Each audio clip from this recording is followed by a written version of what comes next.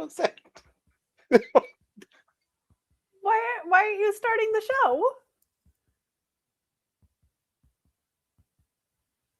Because for me, the video that was supposed to play didn't play, and then all I heard was the audio of it, but the video went blip, blop, blip, and then the audio played. So I didn't think we had started yet, but obviously we did. It's Tuesday.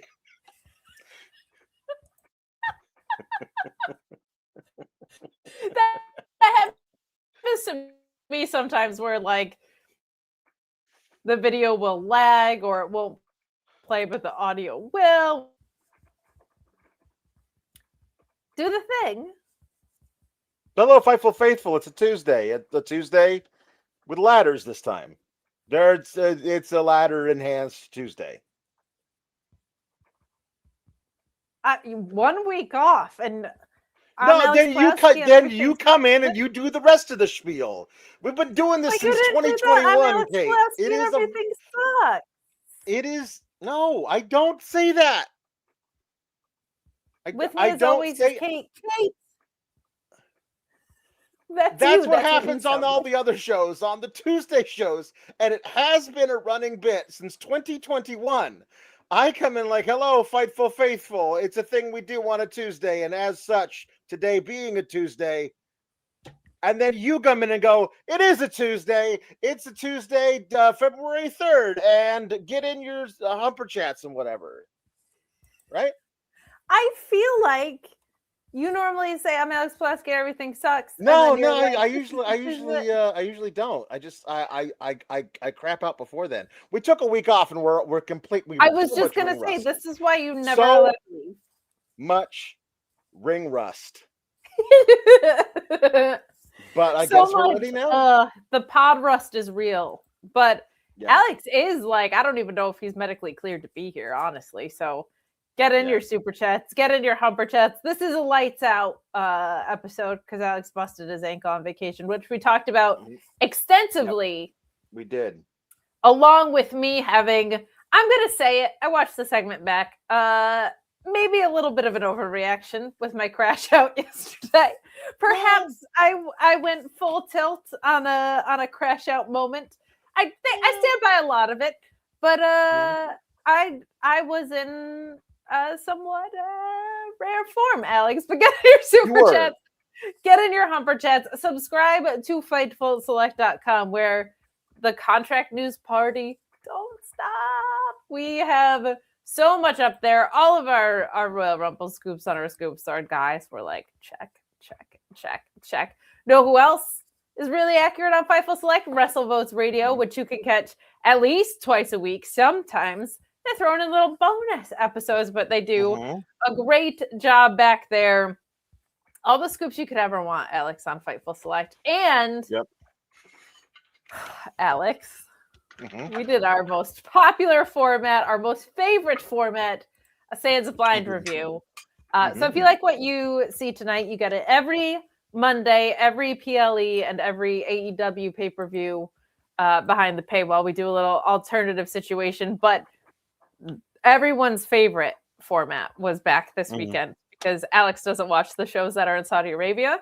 So what we do is I describe them to Alex, and I plant 3 lies along the way that he has to detect.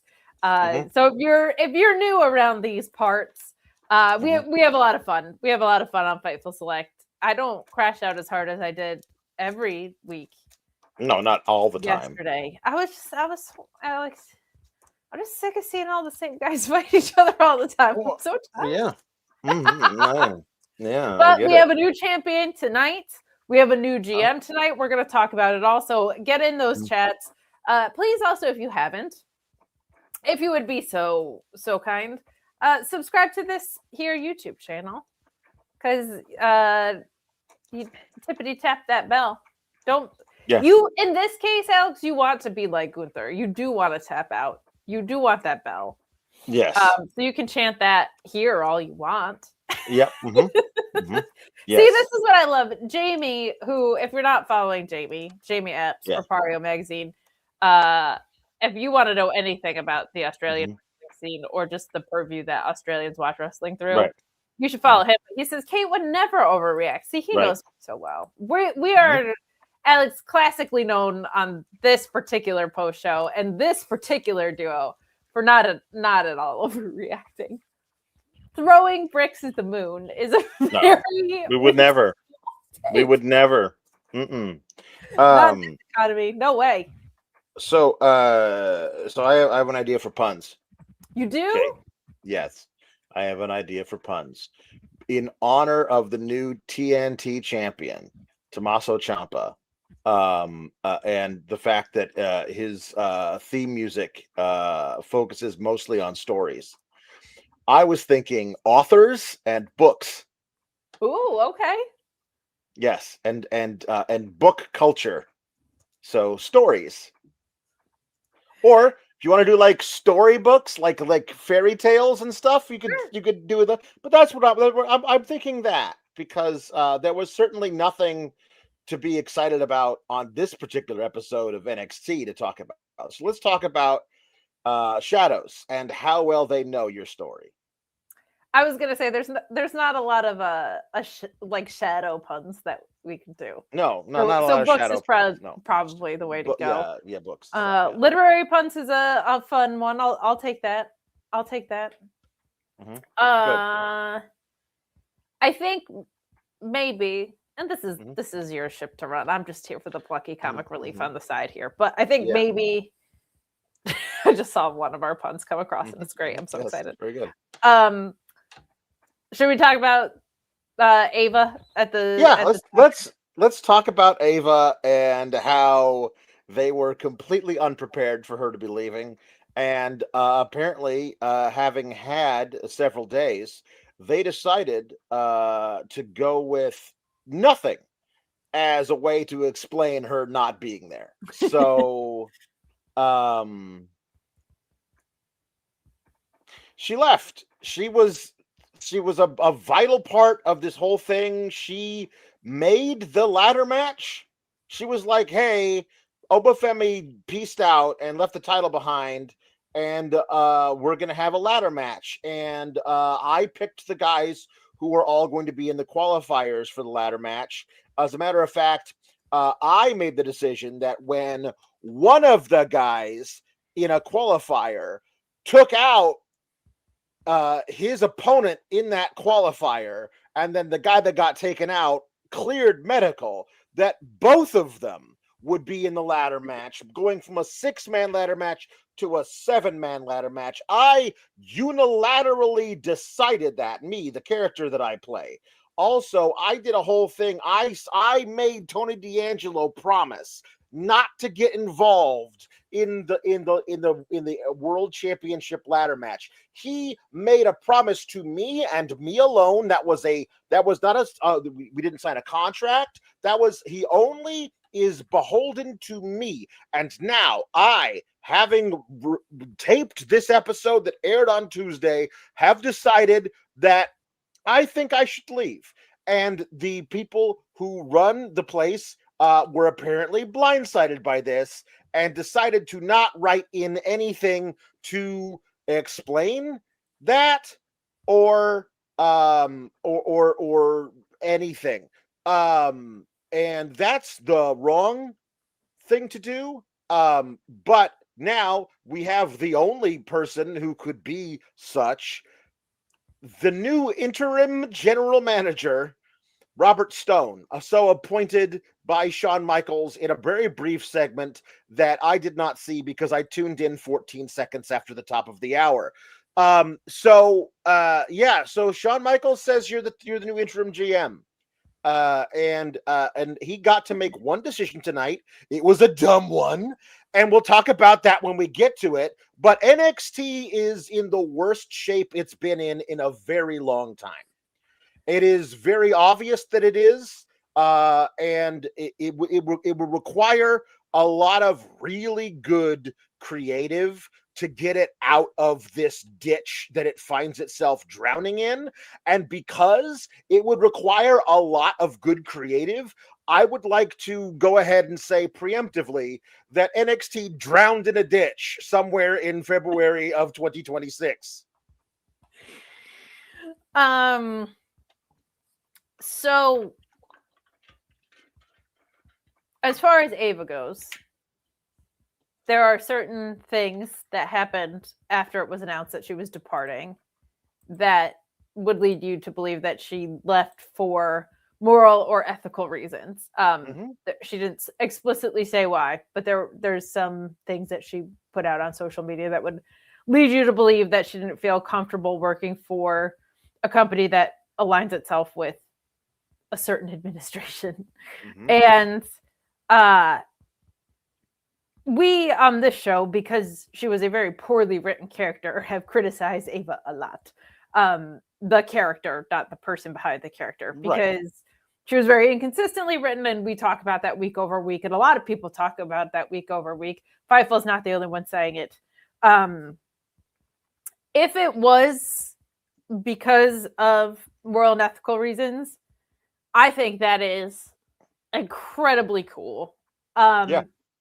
Because regardless of what the beliefs were, wherever you're at on that, to be that young, to be The Rock's daughter, and to be able to stick to your guns like that. I don't know if I would have had the balls at her age to do that. She's a young woman. I would like to think that I would have. But with the circumstances of her life of being The Rock's daughter, we talked about this before. Like, she got to have the weirdest life in the world, being The Rock's oldest daughter.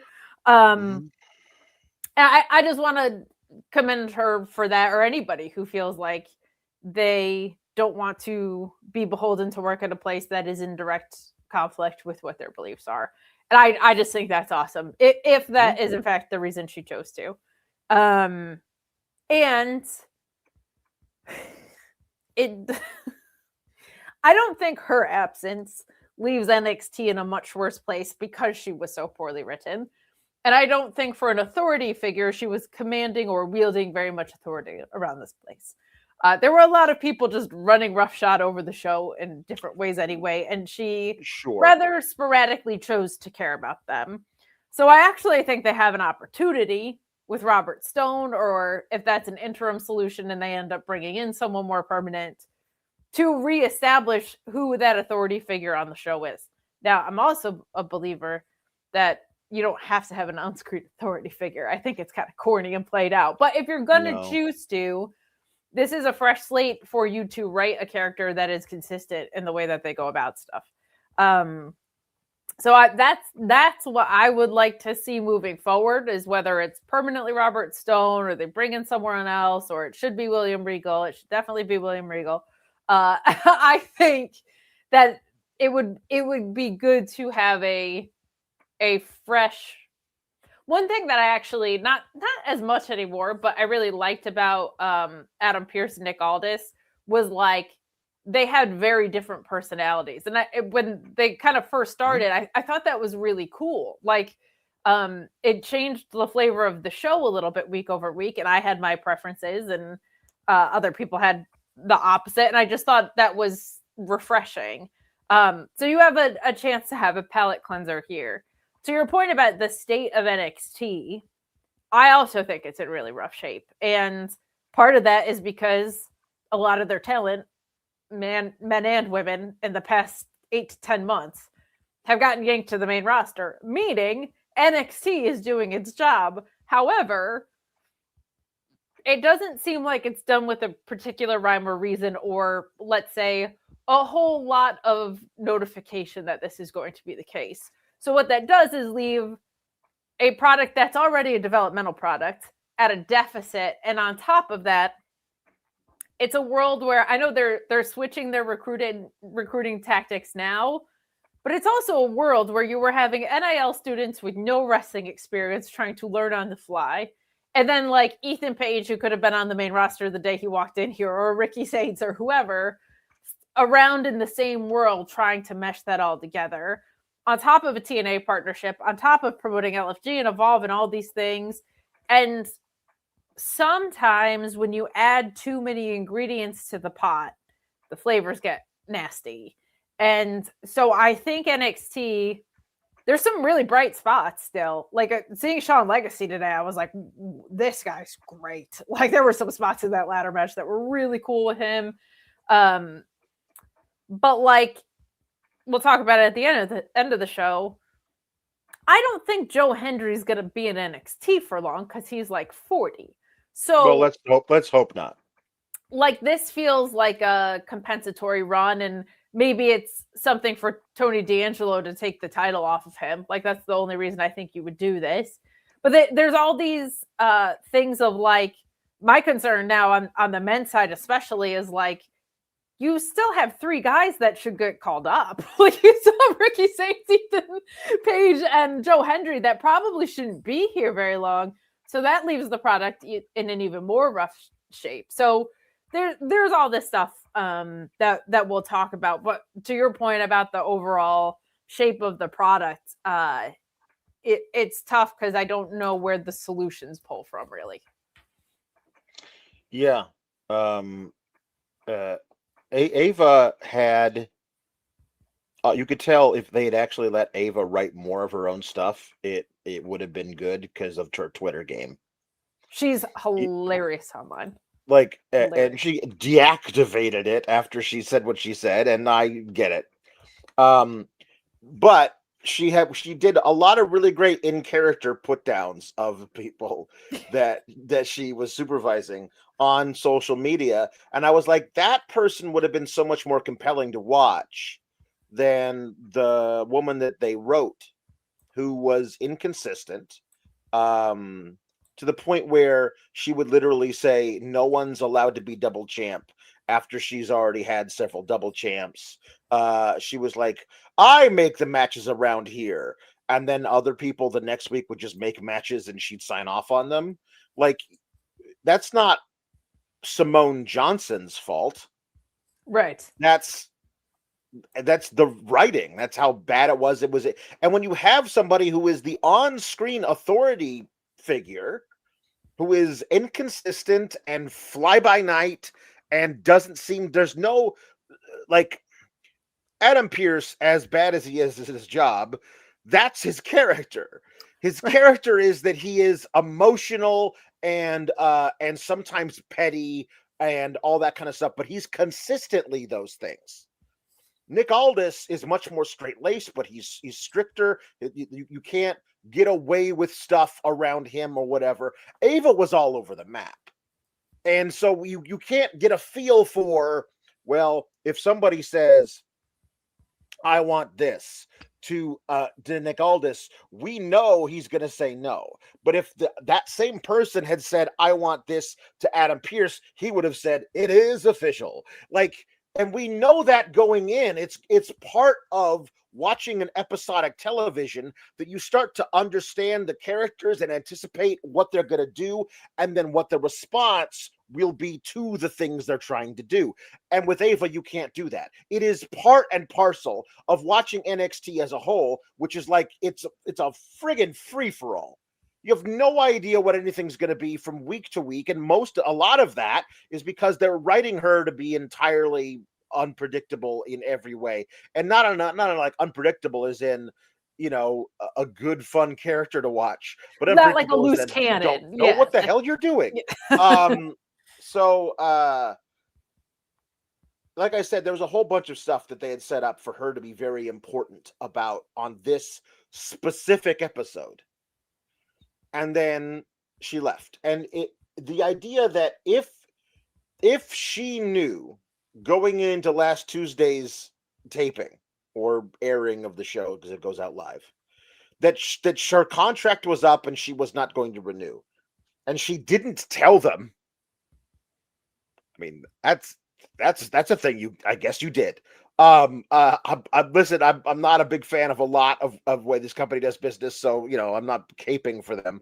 But if she did tell them, like if they had offered her money and she said, no, I don't think I'm going to renew my contract, and they just left it the way they did last Tuesday anyway, That's terrible. You have to do something. Like, the whole episode should have been why she's forced out or quits her job or something. But they didn't do any of that. And so tonight, it just felt like they were absolutely rudderless, because a rudder being manned by Robert Stone is not a rudder. You are a boat adrift at sea and have no idea where you're going, because they've established Robert Stone is bad at literally all of the things. He's never been good at one thing ever on television. So why would we expect him to be good at this now? I would think he'd at least want a restraining order against Dark State at minimum, considering they beat him up and wrote things in his blood. He has a lot more reason to be pissed at Dark State than Tony D'Angelo does. But we'll get to that. We will. This thing with Ava feels like it smelled of it fell apart. Because even they wrote off Jasmine Nix. You know what I'm saying? But it would have been better if she just had this whole thing with Tony D. She could have gone missing, kind of thing. There's so many possibilities. She could have been walking through the parking lot and been, taken out, or been backstage and someone, Robert Stone, attacks her because she was her manager. So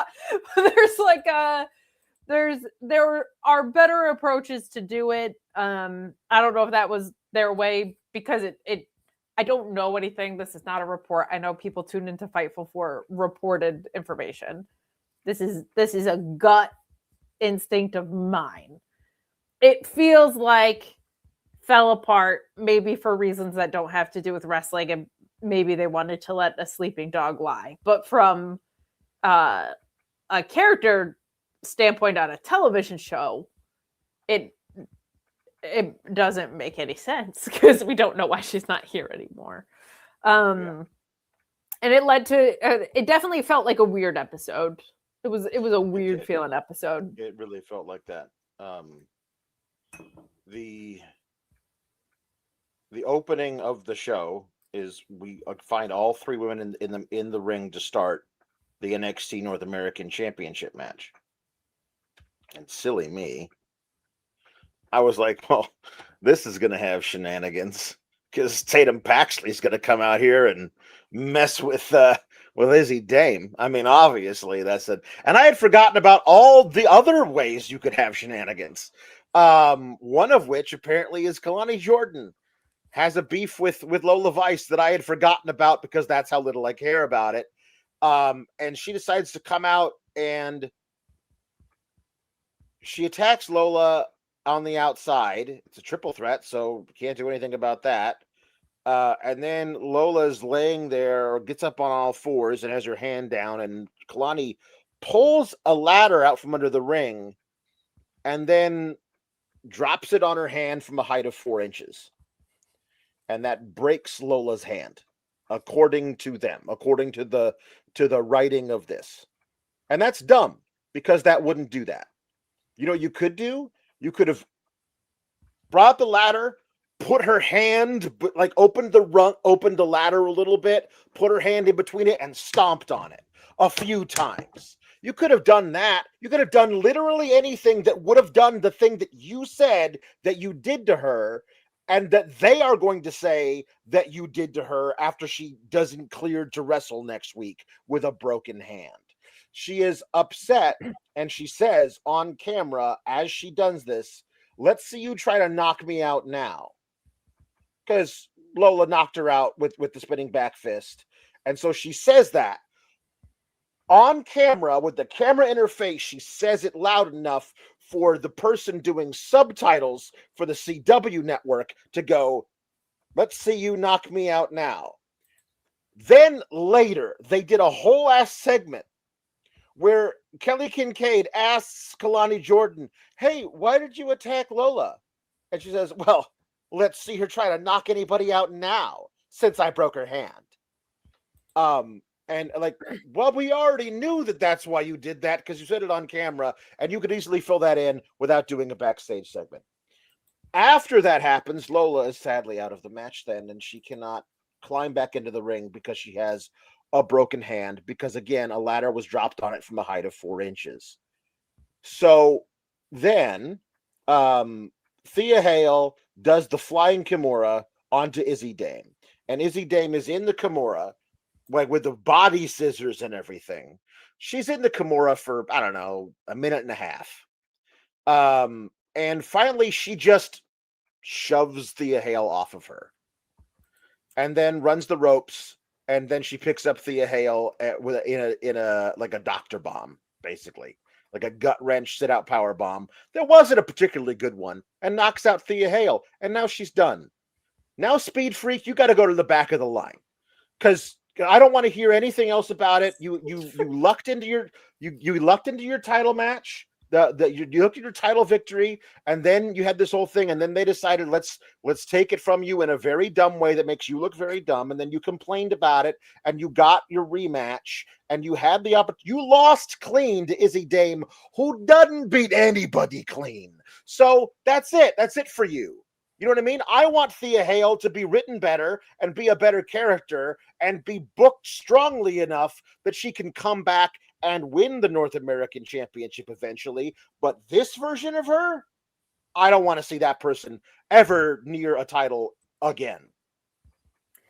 If more people join in, the match will get better. If more people join in, the angle gets better. If more people join in, the show will get better. It's so many of my criticisms of NXT start with it being convoluted, meaning the whole show's convoluted because you got TNA, LFG, Evolve, main roster people, this, whatever. The angles. This happened with like the Fatal Attraction gals versus it's sad. I can't even. This is my goldfish brain. I forget who they were facing, but it was two groups of people that had dissension going on at the same time that Zarya and ZaRuca had dissension going on. So, like in this case, Izzi Dame versus Thea Hale actually feels like a story that should have a one-on-one match to it. And anytime you add in a third person, for me, this is just the way I watch wrestling. Like, the more people that get added in, the more diluted the heat gets, not more. Because, like, the intensity between the two people and why they're fighting is now splintered in another way. And with NXT, and sometimes the main roster and all of wrestling, if you're having peripheral angles going on with all those people, what happens is the intent of why the match was happening between two people in the first place gets completely lost. And I think the way tonight's match was produced, and I think the context that it was done in really, really did make that lose all of its value, because this did not feel like it was about Izzi Dame and Thea Hale or the title at all, sadly. Like, this felt like it had so much more to do with the peripheral stuff going on around it. I am a big, to your point about Lola Vice breaking her hand, or Kalani breaking her hand, I get that they wanted to do something that made Kalani look more vicious. Sure. I'm a big proponent of tapping into athletes. I mean this with love, and I mean this outside of wrestling. Being really stupid in moments of either joy or rage. Because I think of, there was a Yankee pitcher named Kevin Brown who famously punched a concrete wall and broke his hand. Athletes do stuff like that all the time. I would like to see more of angles like that, where somebody gets, like, if Kalani was needling her for weeks and she got so mad she punched a wall backstage and she did it to herself. Oh my God, that's almost worse, because it's not like your it's not like your opponent did something. You did it to yourself. That's so maddening. So, like, just in general, I feel like I'm always saying to freshen up the playbook. Sometimes I got to throw suggestions in on how to do that to keep myself honest. That's one of them. But it just it becomes so crowded when it's like you said, I was sitting there waiting for Tatum Paxley to come out, and then we get somebody else coming out from an angle that felt like it got dropped off a little bit ago already, and neither of those things had to do with the title. Like it doesn't feel like title contendership. And it certainly doesn't feel like that had anything to do with Thea Hale and Izzi Dame. And I really feel like that story had the legs for a one-on-one shot. And I think with Big Bad Izzi Dame and her sick pump kick and her big boot and all that kind of stuff, like, and for most people, like a sympathetic Thea Hale, that's leave it alone. Let that just happen. Like, you don't have to fill it in with all these auxiliary parts. So per usual, I just feel like NXT gets too crowded and it loses focus of things, and that's at its worst when you're losing focus of a title of any sort. I just wanted to briefly mention two things that occurred during this match. One of which was Booker T saying that Izzi Dame, let's see here, 26-year-old Izzi Dame, this young superstar who's basically right out of high school. The way he was talking about her was how young and cherubic she was, but she's making history by defending her title so soon after winning it. He says there must be an investigation that they made her defend her title because it set a record. He says she has made history by defending her title 27 days after she won it. And I just don't think that's the case. And Vic was powerless to get him to understand that sometimes people defend that he was outraged. He was outraged that they had forced her to enter the Guinness Book of World Records as wrestler who defended the title earliest. And also while she's still in middle school, apparently. Like, he was talking about how young she was and that they were making her defend the title so soon after winning it. She won it at New Year's Evil. And it's like, four more days, and it would 3 more days now. It would be a month. So, wow, Booker T must be mind blown about the concept of an open challenge. That he must just be bewildered by what Carmelo Hayes is doing. It must be inhumane. Another JV player, Carmelo Hayes being so young. So the other thing is that throughout the night, they did show us the members of the men's roster who were competing in the ladder match. They showed us them backstage, little inset picture-in-picture during other matches. The first one happened during this match. Did you happen to catch who it was and what they did within it?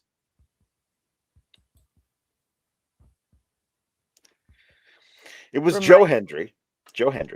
And he is standing backstage stoically, just very serious. He is working out the armbands, right? And sit behind him, leaned up against the wall, is a ladder. And he is doing this, and then he goes,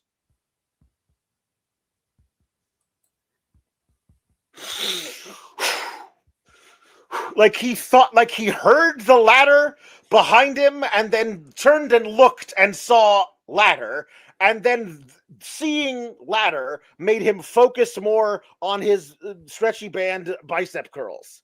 And I was like, boy, I'm so glad this guy's not going to win that ladder match.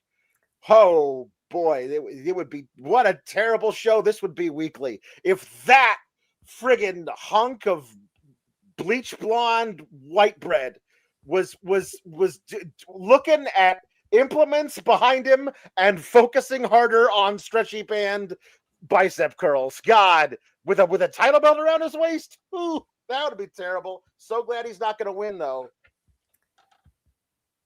Narrator, but he did win. But he did though. Have you ever felt the energy of a ladder just hanging over you? It was as though that feeling that someone's watching you. Yeah. But somebody Like was it was a getting ladder. closer to him? Yeah, like it was a ladder. It was a ladder, though. No, what would be awesome, though, is if the ladder was doing that. Yeah. The ladder just kept... Mhm. And he turned around and was like, is that ladder walking at me? Yeah, that'd be good. That ladder knows his story. So earlier today, they are checking Andre Chase for a broken face. Andre Chase with a broken face. The Chase face, as it were. I believe it said earlier today. Earlier today, he's laying on a table in the trainer's room going, did you re-break it? That happened to you last week. Sometimes these things just don't make any sense to me about how, like, he should have received medical attention at some point during the intervening 7 days.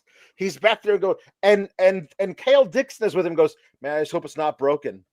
And then he leaves. And then later, he's out there for the match that they have, and he's fine.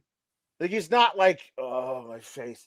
I just don't understand why people are dumb who run this show, because it makes me feel dumber watching it. It's giving Drew's sword that followed him from city to city. Yes, it is. It's like on delay thing.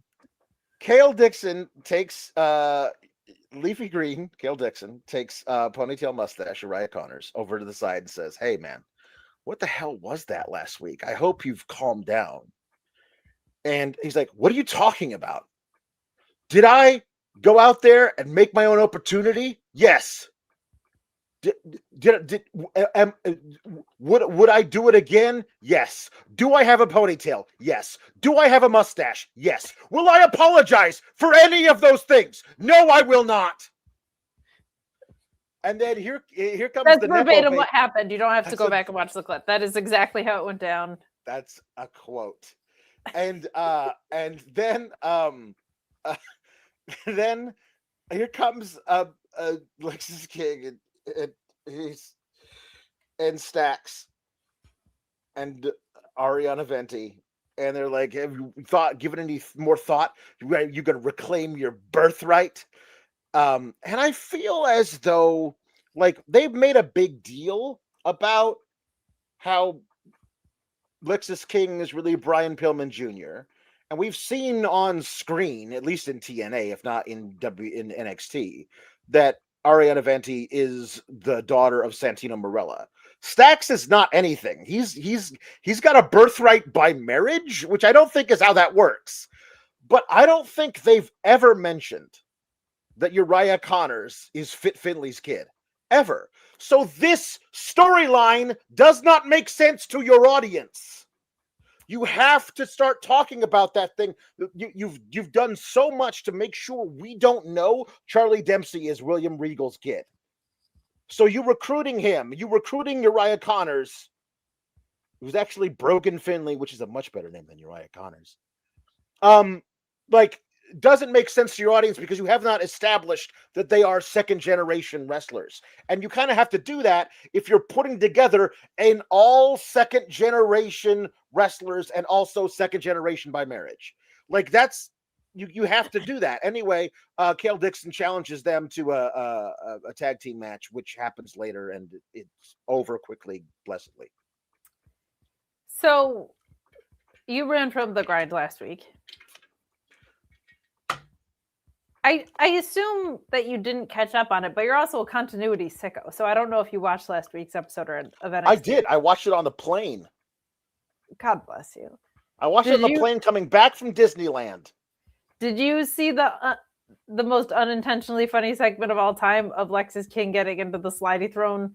But we got to see the Vantage. Yes. Okay. He did it very seriously. Chat knows, like, I lost my shit last week. Like, I was in stitches at that.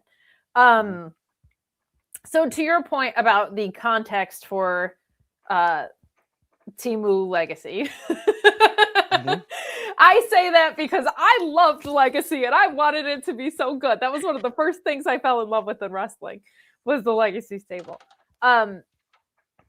I would say last week I was convinced that this was the opening for, because Finley's finishing up in New Japan in the next couple months, it sounds like.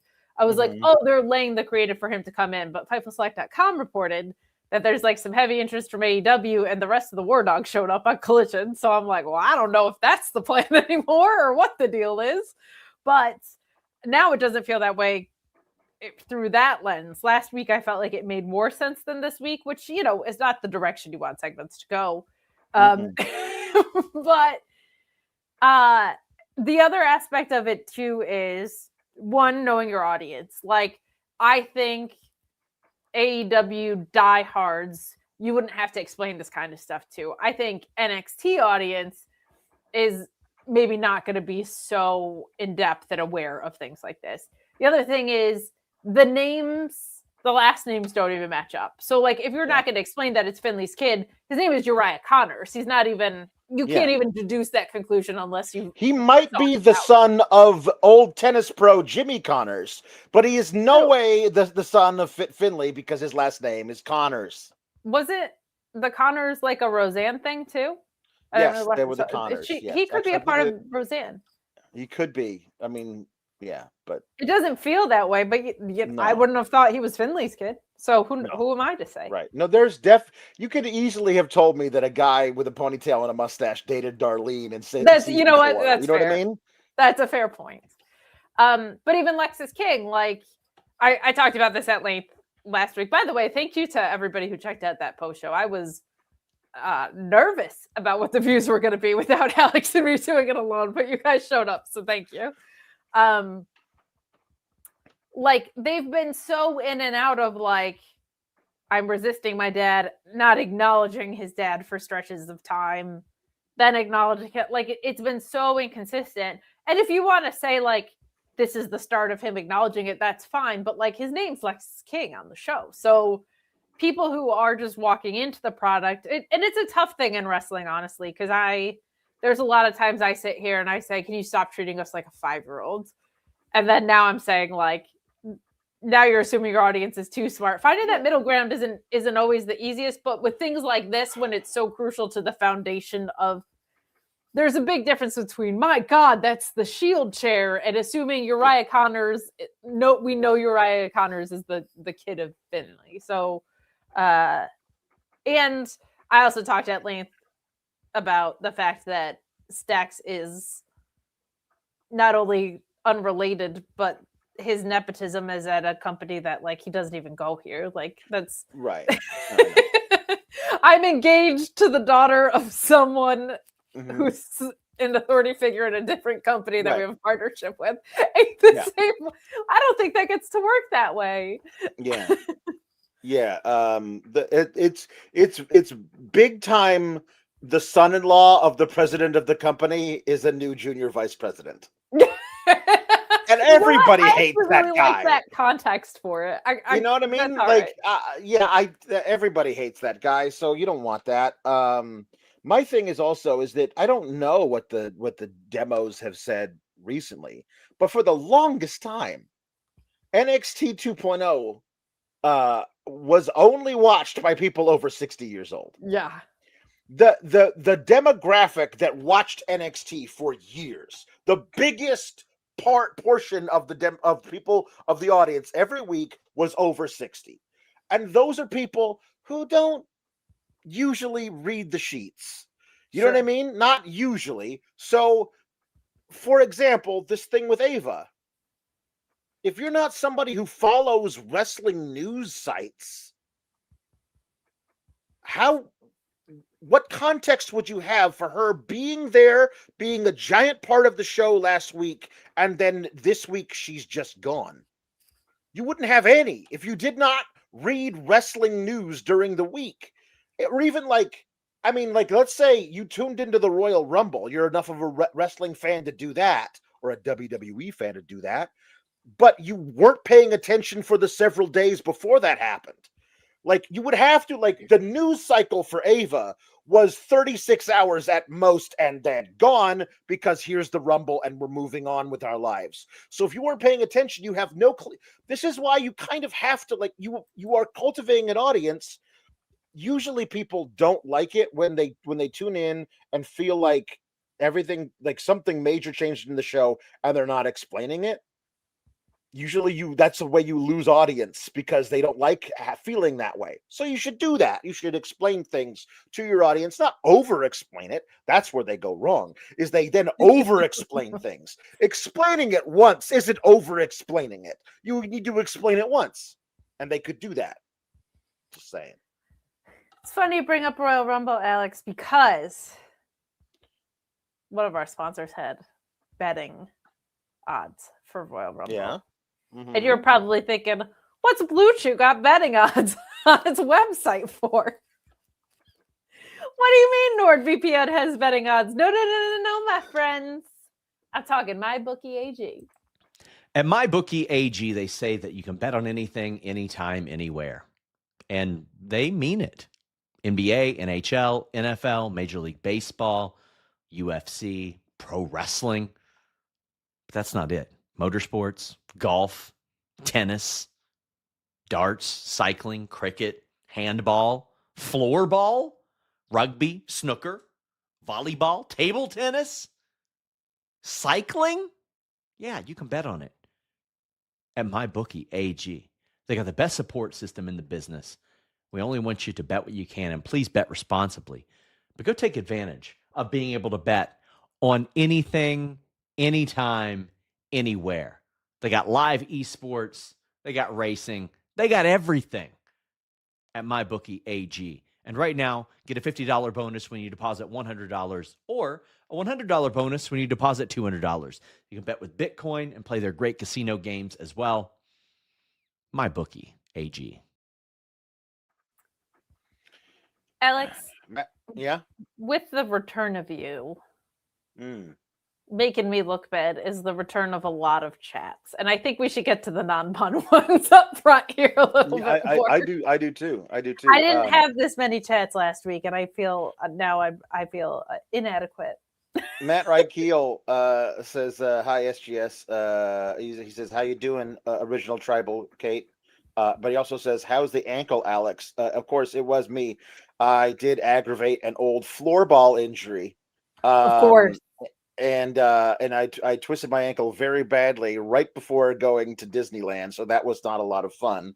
The ankle is recovering, but it has triggered a bout of edema in my lower leg, and so we are just trying to elevate and compression socks. I have now become the old man wearing compression socks. That is my life now, to make sure I don't have a horrible life-threatening blood clot.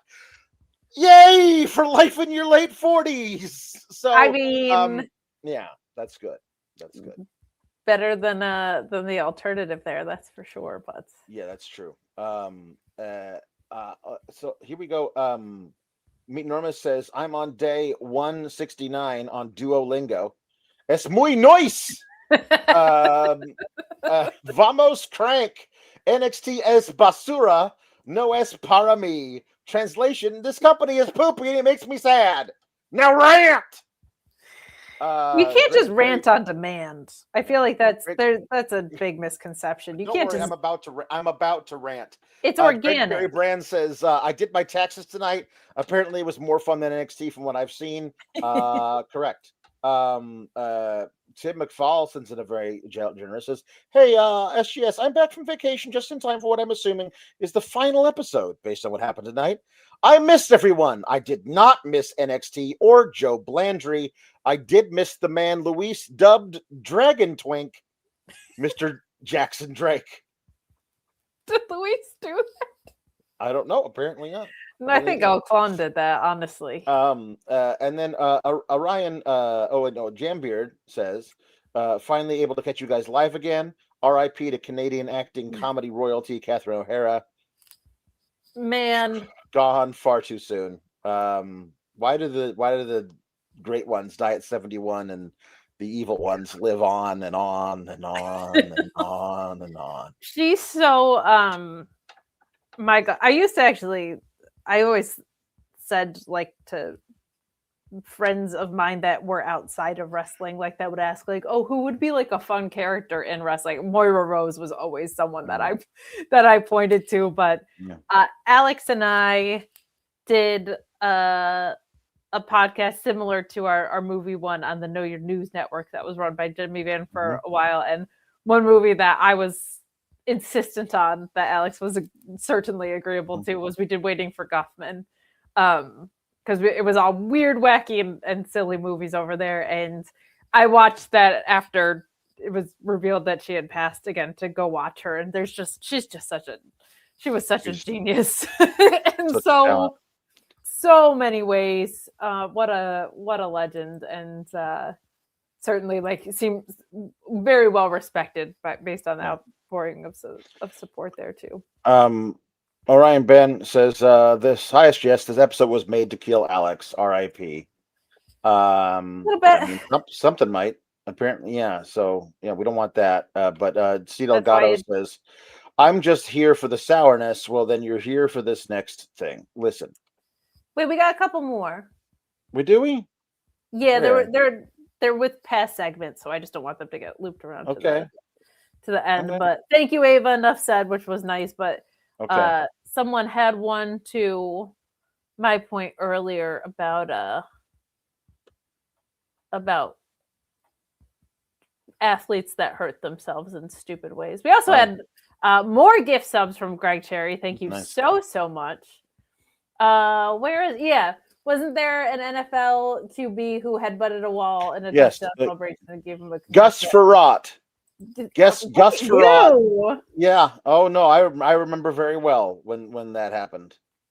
And then my dad chimed in, of course, saying, "Of course, welcome to February, and here in the East, a brief respite from a windy, icy grip." Yeah, it was 30 today, and it felt like bikini weather. Team KLX is back, firing on both cylinders, creating entertainment where NXT can't. Thank you for the hours of fun for the Elizabeth Pringle clan. Thank you to my dad for the chat and for just being an amazing dad, because see all this glory behind me? I'm moving soon, and it's because I have wonderful parents who are helping me do so. But we also had this. The one way they could explain the Connor's last name, make it so he took his mom's last name instead because he's not on good terms with Fit. That would be an explanation. Yeah, they could do that, or he could just say you'll know me as Brogan Finley because it's a badass name, and Uriah Connors is dumb. And then Matt Hardy is like, "No, you're Broken Finley." Nice. Very good. Speaking of things that weren't very good, it's not his fault. The creative is terrible. Tony D came out in his signature leather jacket with weird trimmed lapels with fur on them.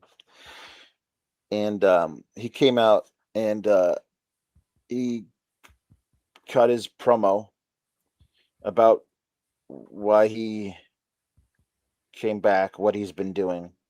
It's been 59 days since he showed up at Deadline and attacked Javon Evans and stared daggers at Obafemi over the world title. Neither of those men is still in NXT. And there was a match tonight for the vacant NXT world title that he was not a part of at all. Since then, from the following NXT, he attacked Ethan Page. He's also attacked Javon Evans again, and just watched as other things happened. And then most recently, he attacked Dion Lennox and Joe Hendry. and he was arrested and bailed out by Ava, who is also not on NXT anymore. You had the momentum as storytellers to capitalize on a really interesting return, and it took you 59 days, and you shit the bed. This was awful. Yeah, it was really This bad. was awful. It was meandering, none of it. It wasn't his fault. Because I know if they'd given him something to do that made sense, he would have knocked it out of the park, but this didn't make any sense. And he knows it doesn't make any sense because he's a smart guy. Because I know he wrote all of his own shit. And this is bad. He talked about how his family was taken away from him 7 months ago. He doesn't mention, because it's like one of those things. It's like one of those end credit scenes in Marvel films, which seems to set up some new movie in the Marvel Cinematic Universe, and then they make believe that you didn't put that at the end of the credits. 2 movies later, like, oh no, that was I was in an alternate dimension.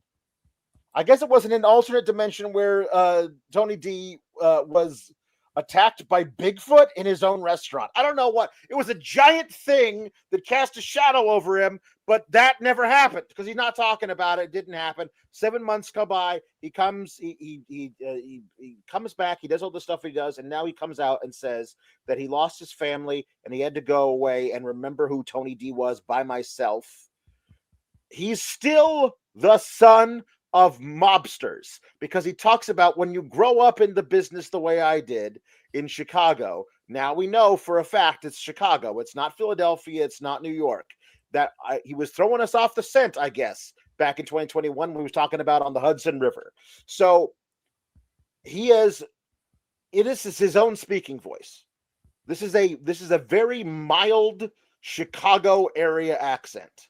It is not the way he used to talk, because he was putting on a character and knocking it out of the park. Now it's just this. This is the way we talk where I'm from. And it's fine. I don't mind that at all. What I mind is them being like, okay, so you're a toned down version of yourself. What I mind is him lying. Because he says that the reason that he doesn't have a family anymore is not the dude who's marrying into TNA and following Lexis King around like a little lost puppy. Not that guy, who is actually the reason why he doesn't have a family anymore. He blames Dark State. And I was like, Dark State? What? And I went and I looked it up. The family faced Dark State in a 6-man tag at Stand and Deliver last year. And then Stax turned on him. It wasn't because of Dark State that Stax turned on him. It wasn't like Dark State was like, hey, Stax, we'll pay you $50,000 to turn on Tony D. And he was like, okay, that would help, pay my rent for a few months. That's not a thing that happened. He's saying that Dark State broke up his family. Dark State took everything from me in April of last year. From April until July, I fought with Stax. And then I won the last match versus Stax. And then I had to go into hiding after Bigfoot attacked me in my own restaurant. And I came back and I attacked Javon Evans, and I looked at the title on Oba's shoulder, and we decided, no, you're not coming after the title anymore. They told me, I swear to fucking Christ, they told Tony D, you're coming back to have a 3-way match between these guys, because that makes sense, because I'm the only guy who's beaten Obafemi twice. I know I can do it again. You get out of my way, Javon Evans. You're old news. I'm coming after you. That makes sense. Him now taking out everybody else, cutting a swath through NXT, I guess. I don't know. And then finally, he attacks Dion Lennox and then attacks Joe Hendry and pulls Joe Hendry on top of Dion Lennox to win a match where I don't think anything was at stake. All this is bad. Him saying that all I can think about is Dark State, and I'm going to take everything from you, Dark State, the way you took everything from me. I came back for two reasons. One of them is to ruin Dark State, and the other one I'll fill you in on after I'm done with Dark State, which, I don't know, June? Like, that's how long they take to tell stories around here. So, none of, he's like, that's why I showed up and took out everybody to throw you off the scent so you wouldn't know who I was actually targeting. And I'm like, no, the writers didn't know who you were targeting because they had a plan for you when you came back, and then they changed the plan. They didn't know what they were changing the plan to, and now you're just walking around aimlessly in the background of shots and attacking anybody who comes into your path and watching concerts from way up in the nosebleeds. You had such an amazing opportunity to make Tony D'Angelo a really compelling character, and they saw a bed, and they dropped trow, and they took a shit in the bed. Hopefully not on a healing sleep mattress. I was really let down by this, and again, not his fault.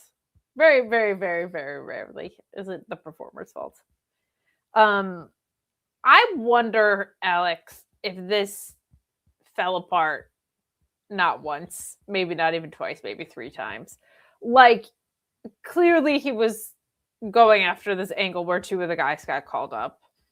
And then Ava was definitely, like, involved. She bailed him out. Like, it just feels like they were almost like, well, we got to get him out there to do something. Like, we've had him sniffing around this for however long. Like, this, I feel like there's an unwritten rule in wrestling that if you come back and target somebody with a belt, like, you're going after that belt. And he did that with him and Ethan. And now, like, Ethan's not even on. So, like, to say, I appreciate, like, they're actually very good about this. A lot of times they're bad at how they do it, but very rarely do they, like, not just address what's in the room. Like, I hate the explanation of I was just putting everybody on blast, because that doesn't make sense. But they always do acknowledge it, which I do appreciate with that. Like, I understand he's not caricature mobbish anymore, but like you said, this kind of alluded to mob ties still, and he certainly has this kind of look about him still, whilst all the more yoked. But, like, he is a guy that operates with precision. He's not a guy that aimlessly puts entire divisions on blast. And to come back with no family to take on a faction just feels like such a misuse of the guy. Like, if he shows up with 4 other people next week or 3 other people next week with a new family, maybe we're talking, but like, it feels like they had a plan once at least, maybe 2 to 3 other times, and it got so ripped out from under them is how it reads. Because I don't believe Tony D goes this long without speaking, without a sound plan in place. Like, the guy that just randomly takes people out, to me, is not like a guy that's in his right mind or being strategic. Like, all the traits that we've grown to know and really like about Tony D, like, that guy's always functioning with an agenda. The guy that just takes people out at random doesn't function with an agenda. That dude's just, like, lost it, right? So it feels very inconsistent with even this new version of Tony D. That's not the guy that he is at all. So I don't know. Can we maybe do you think we can get HBK on the phone and find out what happened?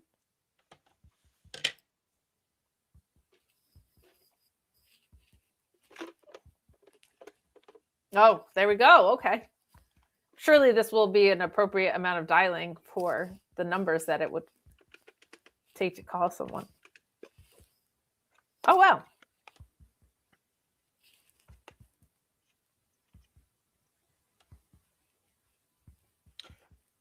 Yes, I'll hold.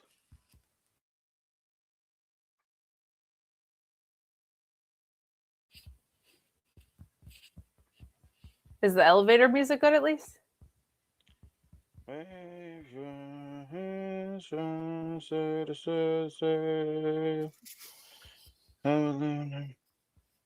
Hey, hi, Sean.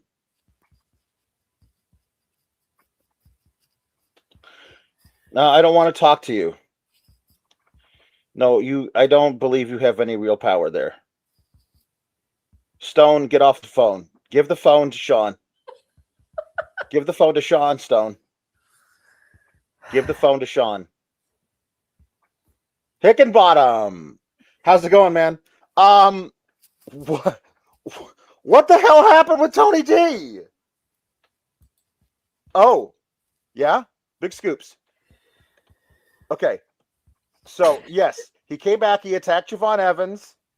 Uh-huh. And he mad dogged Oba. Yeah, I know. It was pretty great. Oh, so the original plan was for him to have a triple threat match with Javon and Oba at New Year's Evil.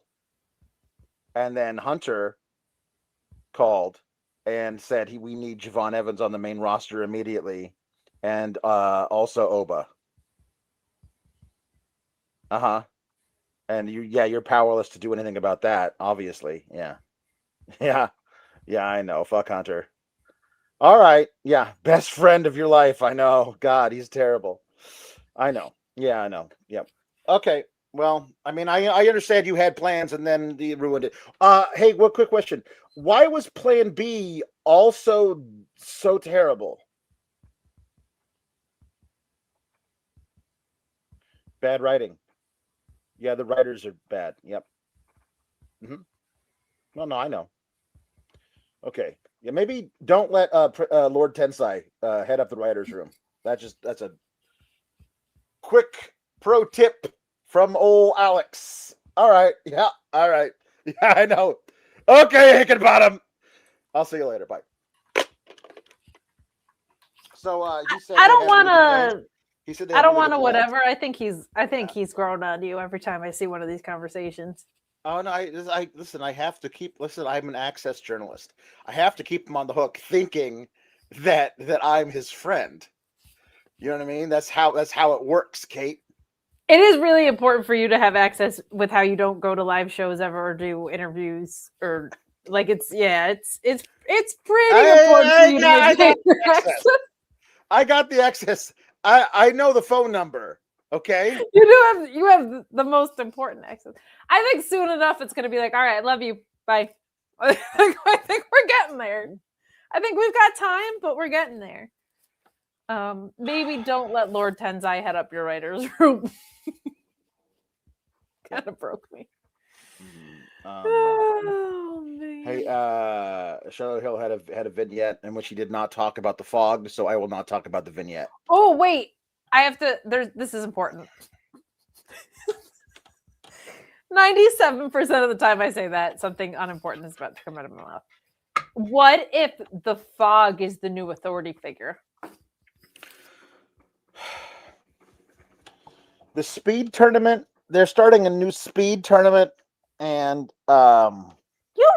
selling son of a bitch.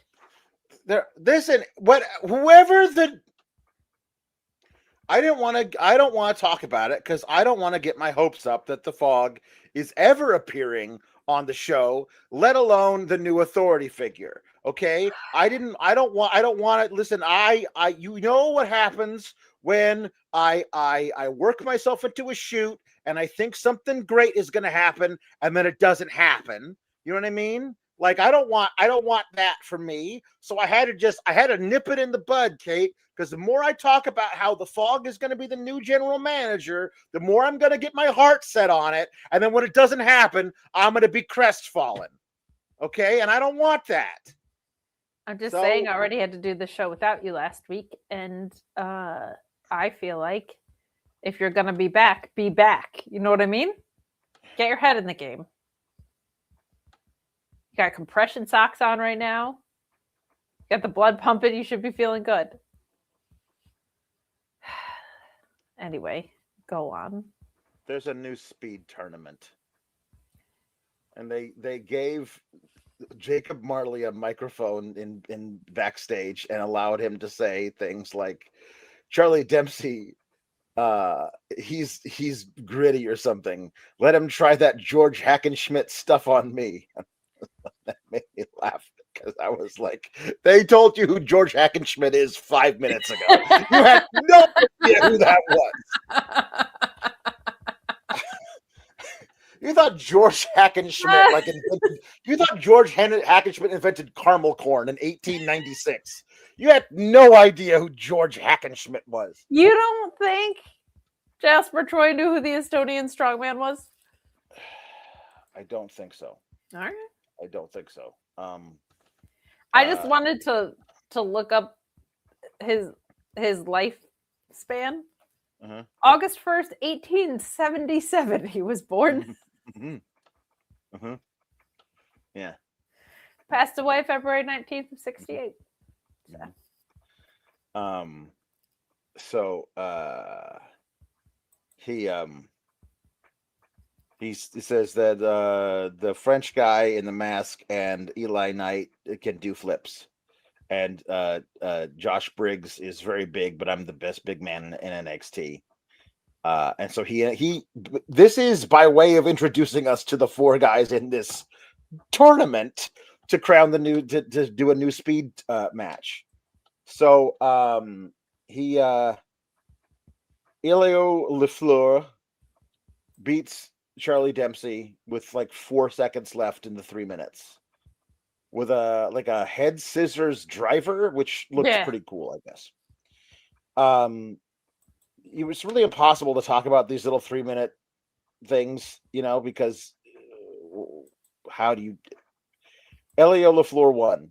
Next week, there's going to be Eli Knight versus Josh Briggs versus Double Vest, and the winner of that match 2 weeks from now will face Elio LaFleur, and the winner of that match in Atlanta in a very big show on Tuesday 3 weeks from now, that'll be we'll lose to Jacob Marley.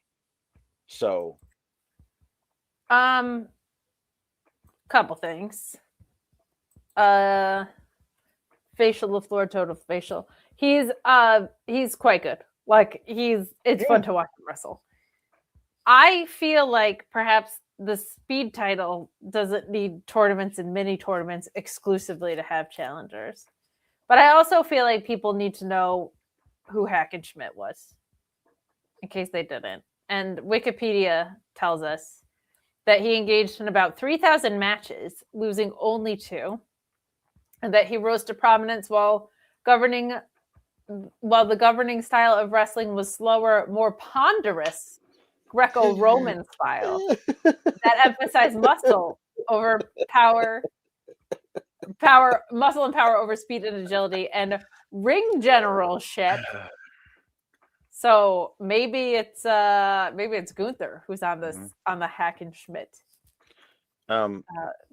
2,998 and 2. Loser.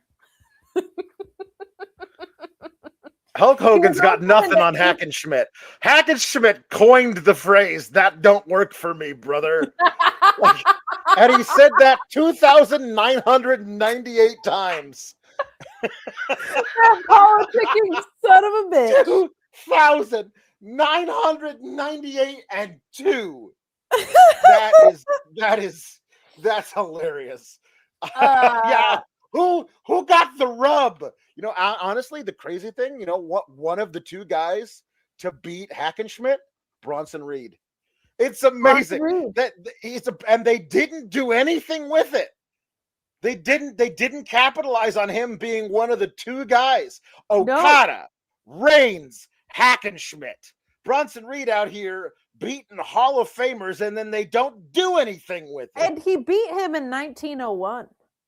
That's what's so crazy.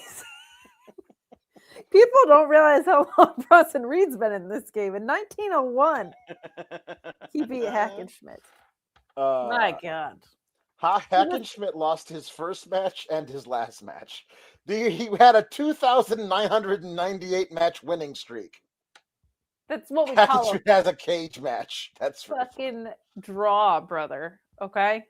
Tom the Valley says, "Forsooth, that doth not worketh for me," because that's how long ago this was. Bro, acknowledge it. He didn't even need his shitty little cousins to do it either, I bet. Do you think there was like a Hackenschmidt? Oh, I love this. dynasty? The only guy who ever beat him was Frank Gotch. That's great. That rules. That really absolutely great. rules. He came in third in the 1898 weightlifting decathlon. Oh. Every episode of NXT, we're going to learn a little bit more about Hackenschmidt. There's information on his diet. Wow. Oh, he was really boring. No alcohol, coffee, tobacco, and moderation of sexual intercourse. That sounds like a you problem, George. That sounds like a you problem. You know what it sounds like? Is that he rose to prominence in a time before one of our very good friends, whose ad read is no longer on this profile. Uh-oh. You're not Sean. But maybe Hackenschmidt needed a chewable blue friend. I'm trying to look out for you. I'm trying to make sure that you satisfy. I'm trying to make sure that you do the right thing. And Blue Chew is as well. Use that code FIGHTFUL. Get your first shipment of Blue Chew free. Just pay $5 shipping. Got to pay the mailman. We'll talk about that later. But if you want that main event performance in the bedroom, Blue Chew is what you need. It's all done online, so no awkward in-person doctor's visits or visits to the pharmacy. Once you're approved, you'll receive your prescription within days. Arrive safely, discreetly. The mailman's not going to know what's going on. Well, listen. The mailman's not going to initially know what's going on, but he's going to hear all these sounds coming from your bedroom as he's dropping off the mail, and your mailman's going to be like, "What'd you order?" And you're going to be like, he's like, "I know what it is. I know it's Blue Chew." And you'll be like, "What? Was it on the package?" And you'll be like, "No, but your package told the story, and the whole town's hearing about it." Make life easier by getting harder and discover your options at BlueChew.com. Use that promo code FIGHTFUL. Get your first shipment free. Just pay $5 shipping. Visit BlueChew.com for more details and important safety information. And we thank Blue Chew for sponsoring the show. Everything about this was wrong, Alex. That wasn't the right read. This is the wrong profile. Everything is in Bizarro World. But I'm not happy about it. Okay? Okay. I'm not. Which means later you're going to get another Blue Chew ad, which is me reading the appropriate copy because we owe them because they're so good to us. We're going to tell you about Blue Chew Gold. But that's just so that I can show up Sean with my live read. So just know that was yesterday's Blue Chew. Wouldn't it be easier just to call it Gold Chew? Would you? On Fridays, I got Cresta going into business for herself, asking when there's going to be a pink chew for women. Over here, There should be. No, well, so what I think it is, and I should probably know this, I think you can still get regular Blue Chew, but I think there's a younger, sexier version that lets you go for the gold. You know what I'm saying? So in case you wanted to, hit that half pipe at the Olympics, going for the gold. You know what I mean? See, now the Olympics is going to make these ad reads so much easier in the future. Turn your half pipe into a full pipe with Blue Chew going for the gold. There we go. We just did the ad read now. So you don't have to do it later. I just did it. Turn your half pipe into a full pipe. Go for the gold. With a little more to it than that, Alex. But this is why they don't allow me to do the ad reads. You'd be great at them. Give me the copy. Let's go. I should give you the copy. So Zarya is very angry that that ZaRuca went to the Royal Rumble and didn't tell her. ZaRuca says, "Hey, they called me up and said get on a plane and come to Saudi Arabia, but don't tell anybody." And Zarya's like, "That's weird. I don't like you now." Basically is what she said. But now we have to go and win the TNA Knockouts titles because I need this for May. And then they went out and had a match against the Elegance brand. They fought Tall by Elegance and Small by Elegance. They did. And Zarya Zelta was in the match and refused to tag out over and over and over again. She was being worked over by Tall by Elegance and Small by Elegance, and every time she had an opportunity, she refused to tag in ZaRuca because she doesn't want to win the Knockouts titles, or she just wants to do it by herself because they wrote Zelta badly. So she finally does have to tag in Soul. Maybe Soul blind tagged in. I don't remember. And Soul gets to do hot tag stuff, and then Zarya tags in later. But they're trying to do, I think, the double team move they were going to attempt was to F5 Tall by Elegance into a Soul Snatcher. Yeah, I think that's what, yeah. But I've never seen them attempt that in a match, so I don't know why they thought that was going to work. Anyway, Tall by Elegance, being so tall, is able to wriggle out of being on Zelta's shoulders and then shoves her headlong into a Soul Snatcher. And then Soul gets knocked out of the ring, and then they do their double team move, which is like a coup de grace on top of a bow and arrow hold, which does look like it would hurt. And so Zarya loses, and Dana Brooke is out there by Elegance, and she and what they did. What did they call him? Timu Pee Wee Herman is what the sign said directly behind Daria Ray, the former Sonya Deville, standing in the crowd. There's somebody holding a sign right behind her head that says Timu Pee Wee Herman. That wasn't referring to her, was referring to the concierge. And so Soul and Zarya just sit there, vaguely upset that they lost, as though their entire friendship did not just dissolve during the match. Just hanging out. Timu Pee Wee Herman, I said last week. I don't know if you are familiar with this because you are not one for, to my knowledge, any reality shows. Nor would you probably be into the bridal genre. But you do have a wife, and your daughter's too young. Do you know who Randy Finoli is? Is that from Say Yes to the Dress? Yes. Is he the guy from Say Yes to the Dress? He's not, but to me, I was like, he's basically Randy Finoli. Who's the guy? There was a guy. There's the guy from the early seasons from 10 years ago. Because that's when my wife was watching it when she was, No, that's him. Randy Okay. Finoli. But the manager, Timu Pee Wee Herman, I was like, he's giving Randy Finoli a lot. That was last week what I unlocked. And the gals in the chat agreed. But I didn't know if you knew that show. Well, my wife used to watch it when she was engaged to look at dresses that she could never afford. Yeah, You know what I mean? that's the gimmick there. Yeah.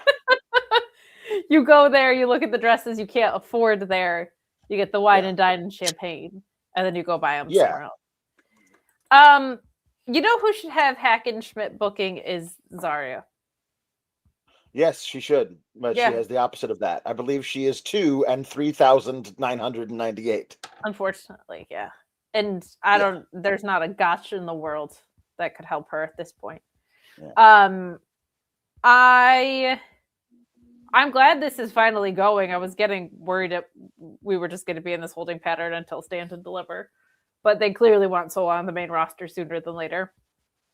So at least things are happening. And last week she was leaning heel. Zarya was leaning heel too, because she was pissed Yeah. Soul wasn't there, and she had a match with. Oh, that's right. You watched it on the plane. What am I saying? I watched it on the plane. But it's like they didn't care at all about TNA Gold. But I'll tell you a Gold that you can care about, Alex. You know what time it is, Alex. It's time to level up. But this ad read has all the vowels in the world level up. So Blue Chew just dropped something crazy. I'm talking next level championship belt. Gold plated energy. Blue Chew Gold is the newest innovation from the number one, throw up the ones, the number one chewable ED brand. And this ain't your grandpa's little blue pill, which if you know anything about that, that's a little alarming. But this is a 4-in-1 beast. Not a beast incarnate, but a beast of a pill that's setting the gold standard for performance. We're talking 2 ingredients for blood flow to keep that rocket pumping, which Alex loves when I say in an ad read. Mixed with ample morphine and oxytocin to turn up the arousal and connection in your brain and your body. Blue Chew Gold dissolves under your tongue and it works in as little as 15 minutes. That means you can get it on quicker and stay in the game longer. It's basically takes as long as a speed tournament match to kick in, but then you perform an Ironman match after you take it. So you get elevation without hesitation. This is peak passion and peak performance in a single tablet. Make life easier by getting harder and discover your options at bluechew.com. And we've got a special deal for listeners and viewers. Get 10% off of your first month at Blue Chew Gold with the code FIGHTFUL. That's promo code FIGHTFUL. Visit bluechew.com for more details and important safety information. And we thank Blue Chew for sponsoring this podcast. See what I did there? That's definitely a more effective gold than TNA Gold around NXT. Let you go full Juice Robinson with Blue Chew. You should start writing the copy, Tom LaValle. That's good. Ethan Page talked to the Vanity Project about how Jackson Drake was going to win and just take my advice and stuff. I didn't really care about this. Then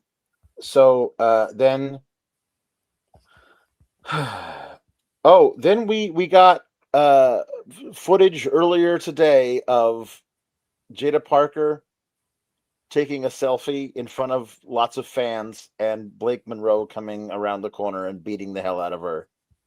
Yes. Mm-hmm. There was last week, Blake Monroe appeared via video, and I thought for sure that meant she was going to be in Rumble, but she was not. So. No, she was not. No. I don't know. Nope. So Sax and Lexus King defeated Leafy Green and Mustache Ponytail with the quickness, proving how bad Leafy Green and Mustache Ponytail were. Mustache Ponytail was, this is how bad they aged the matches. Mustache Ponytail, or Ponytail Mustache, I'm not really sure what his surname is, but he was reaching to tag in Leafy Green Dixon, right? And being held back by one arm by Stax in the middle of the ring. And finally, he stopped, turned around, and punched Stax. And then the momentum of doing that knocked him backwards into the ropes, where Kale tagged himself in on Uriah's back. And then Ponytail Mustache is like, hey, what gives? You tagged yourself in. I was attempting to tag you in and being held back from doing so for 15 seconds. And then I came near enough to you that you could tag yourself in, and using efficiency, you did so. And now I am mad at you for this.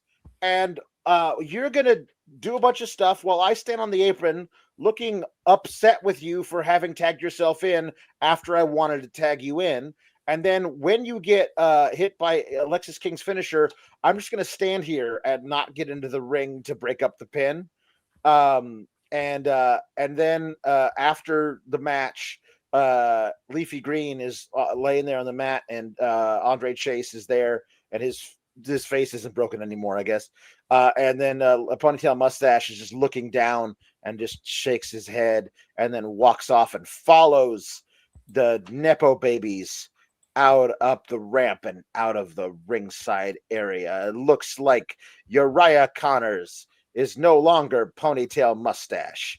Now he is ponytail mustache Finley.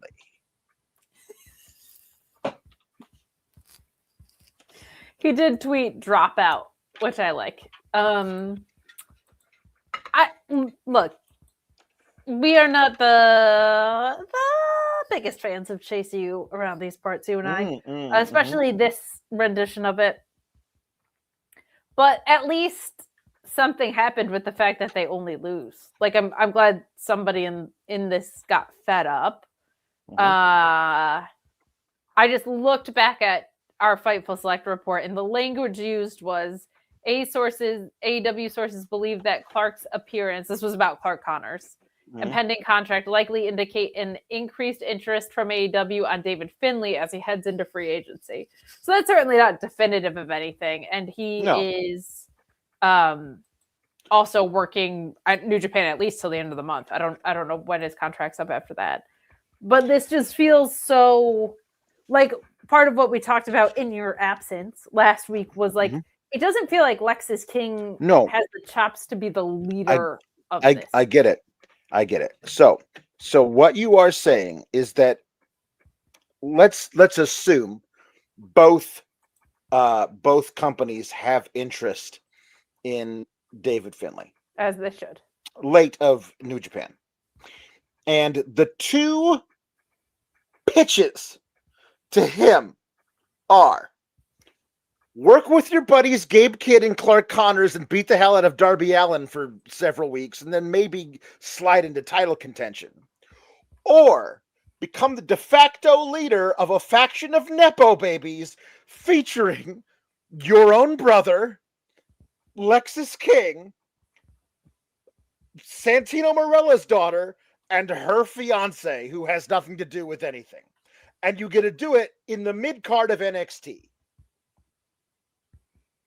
I feel like that's not much of a choice, but we'll have to see what David Finley wants to do. Sure. If indeed both places have offers pending with Mr. Finley. Yeah, like I have some mixed feelings on New Japan right now because they didn't renew Shane Haste's contract, and I love him to death. And also half the company is leaving voluntarily. So I'm like, who are you going to, like, Hiromu's leaving today. Evil's on the way out. So like, I just look at this and I'm like, this is just going to be a mini New Japan rant. You can all deal with it. Like, Zack Sabre Jr. had the title twice in the past year and a half and won the G1. TMDK held the tag titles twice and the strong titles. And the juniors titles were held by Robbie Eagles and Fujita. At no point did all those things line up. Like, you had such a chance to make TMDK feel like an important faction, and instead they went all in on House of fucking Torture. So when I see things like this, I find it very frustrating. And I see this mass exodus of talent from Japan. And part of it sucks because I know part of it is the strength of the yen right now. And they're trying to focus on Japanese performers so they don't have to pay for everyone's shit. But like, when you see people like David Finley leaving, that's tough. A Bullet Club leader and a now dissolved Bullet Club who worked really hard to get a lot better as far as connection with the fans go, because he was not well liked initially. He's a hell of a performer, and I do truly think he can thrive. He's the kind of guy that I feel like can look at any wrestling presentation and go, oh, I know how to make this work there. So I think he could pull it off in NXT. Do I think he's better suited for a more ring-focused product like AEW? Probably. And like, his friends certainly seem to be there. I don't know what the deal with Gabe Kidd is either. But if if AEW is going to remember that they have a trios division again, they would be good, a good force in that. The War Dogs, as it were. But last week I was like, oh, they got to be bringing Finley in, and now I'm like, well, who knows? But given the choice, I don't pretend to know what anybody's motivations are anymore, because there are so many people that I'm like, they're gonna go there, and then no. So that is true. New Japan rant ended. Okay, so I'll start a new one. About New Japan? No, it's not start a new Japan rant. A new rant about a different subject. Toxic Attraction comes to the ring. Not Toxic Attraction. Fatal Influence. Fatal Influence. Luis, in his rundown, wrote Toxic Attraction, and I think that's very funny. Close enough. I think that is very funny. 6 of one, half dozen of the other. So Fatal Influencers are in the ring. JC Jane cuts a promo about how she should have won the Royal Rumble, but ZaRuca, that dastardly ZaRuca, ruined her moment. And then, so my next challenger for the title will be, like, you get to choose that? Is that a new edict from interim general manager Robert Stone? You get to choose your own title, your title challengers? But anyway, Zaria's music hit, and I was like, oh. I'm like, okay. Are we really not dealing with the ZaRuca thing? Because we listen, we saw a tag team fully dissolve and break up tonight, but it wasn't ZaRuca. It was the leafy green and ponytail mustache. And anyway.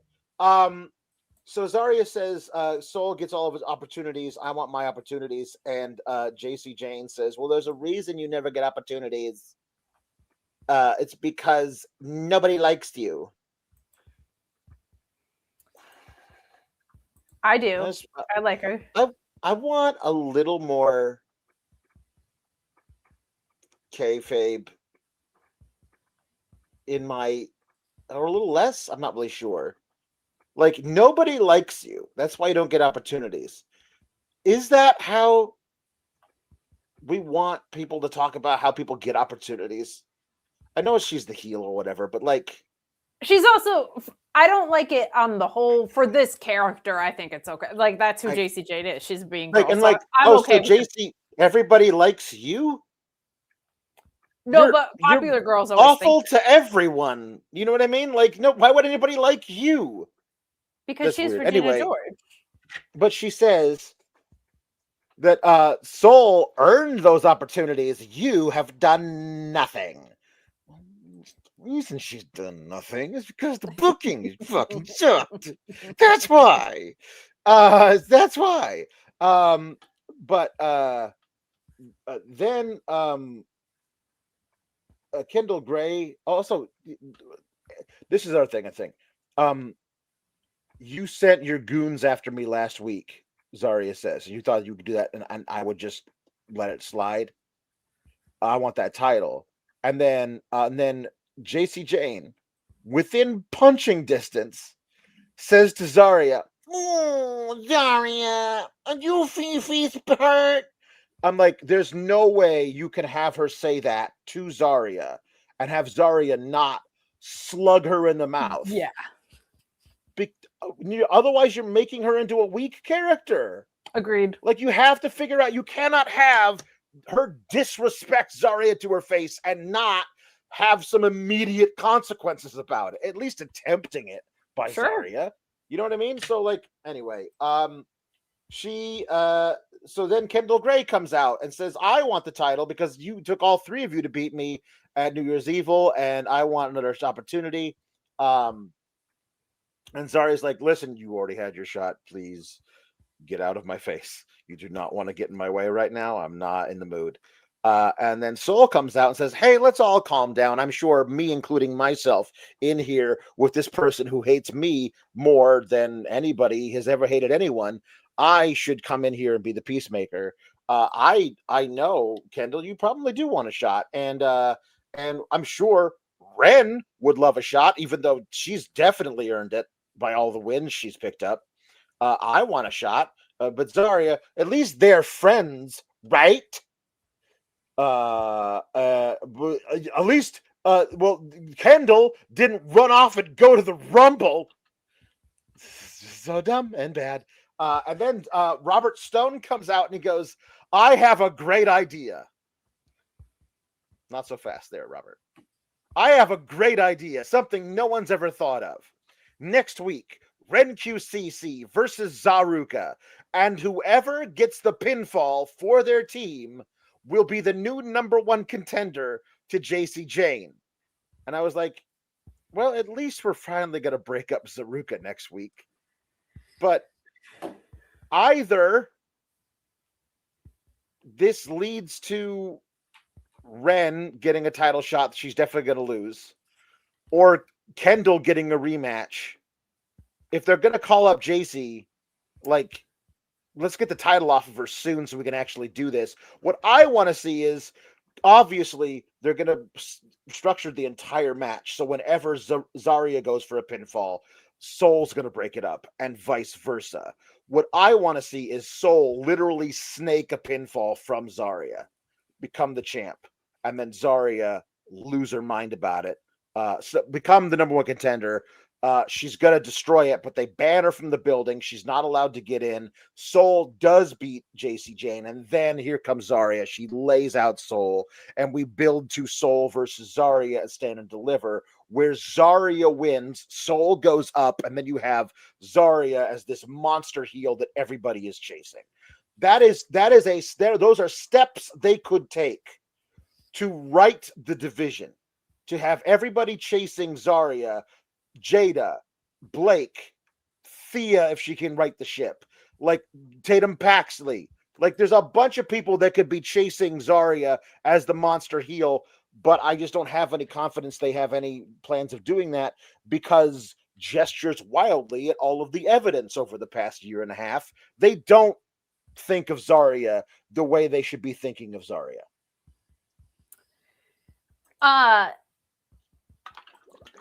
A couple of things with this that I like are, I feel like now it's actually happening. I felt that about 6 times along the way here, but like now there's some actual splinters. And the thing that I feel like they may be corrected in the storyline from the last time it felt like they were going to split is Zarya is the one turning on Soul, where before it felt like Soul was turning on Zarya, which I just didn't like that decision. Mm-hmm. So I do like this. The other thing is, I don't think they do this to not have Zarya be the heel that we've been wanting her to be for this long. Like, you don't build this character for her to not follow through in a way that makes her the heel we want. Like, she's not going to be like a mean girl. She's going to be different than anything else on the show. And I really like that. Mm-hmm. It took us forever to get here, but I'm glad we're finally getting here. My hope is that if JC is getting called up, which she deserves and is long overdue, that it goes on Kendall. Like, just give her the rematch, give it to her, because she's really, really, really damn good. And Ren is great, and her as a sidekick would be really fun until there's a way to splinter them or whatever. But like, maybe Ren loses, and then because I think we are getting Vengeance Day. We're just getting it late. We're getting it in March. I think there was a report about that today. Roadblock is happening on March 31st. That's the next thing that we're getting. We're doing a big show in Atlanta in 3 weeks. It's not named. This isn't yet. And they announced Roadblock today. Bodyslam.net says internal discussions point to March 7th, 2026 is the planned date for NXT Vengeance Day. So, okay. So 3 weeks, but that's a good benchmark, honestly. So there's good. It's just taken forever to get here, and you're right. It's hard to trust the follow through. It's a lot. Like, it's St. Patrick's Day is closer to that date than Vengeance Day was always a Valentine's Day pun. it just doesn't make a lot of sense to do it then, does it? But then again, they did celebrate the new year on January 10th one year, so Maybe all of a sudden they hate Irish people. it's possible. We got a couple more don't- chats to read before we barrel through some Okay. more stuff. Josh D from, I'm assuming Connecticut and not like a CAT scan or anywhere, says, these MF spitting. I know I'm in the minority, but I think the concierge is fantastic. He's great. He's Randy Finoli. Like, I can't look at him without thinking of Randy Finoli. He grates on me, but I don't know anything about him because I refuse to watch TNA. That's fair. To your point about Luis typing toxic attraction instead of fatal influence, Jam Beard does point out, like, give Luis a break. He's busy thinking of other moves to do a handstand counter for. Is he then just going to go ahead and go on and lose the match? Because that seems like a waste of a really cool handstand counter. It does, but like, who knows with that guy? With Luis, he might have Right. even cooler stuff up his sleeve. Yeah. We also have congrats on the new SGS member, Baby Evil. Evil And Diva. I didn't even know Evil from New Japan signed with SGS. So that's huge. I didn't know we picked him up, but I'm sure he'll do a run-in at some freaking point. No, wait, what did I miss? Whose baby is that for real? What happened? Evil Diva from the SGS Discord. Oh my gosh. Oh, congratulations. We have a couple of babies and baby birthdays that have been kicking around. Congratulations to her. I'm sorry that I associated it with the worst act in Japan. I'm so sorry.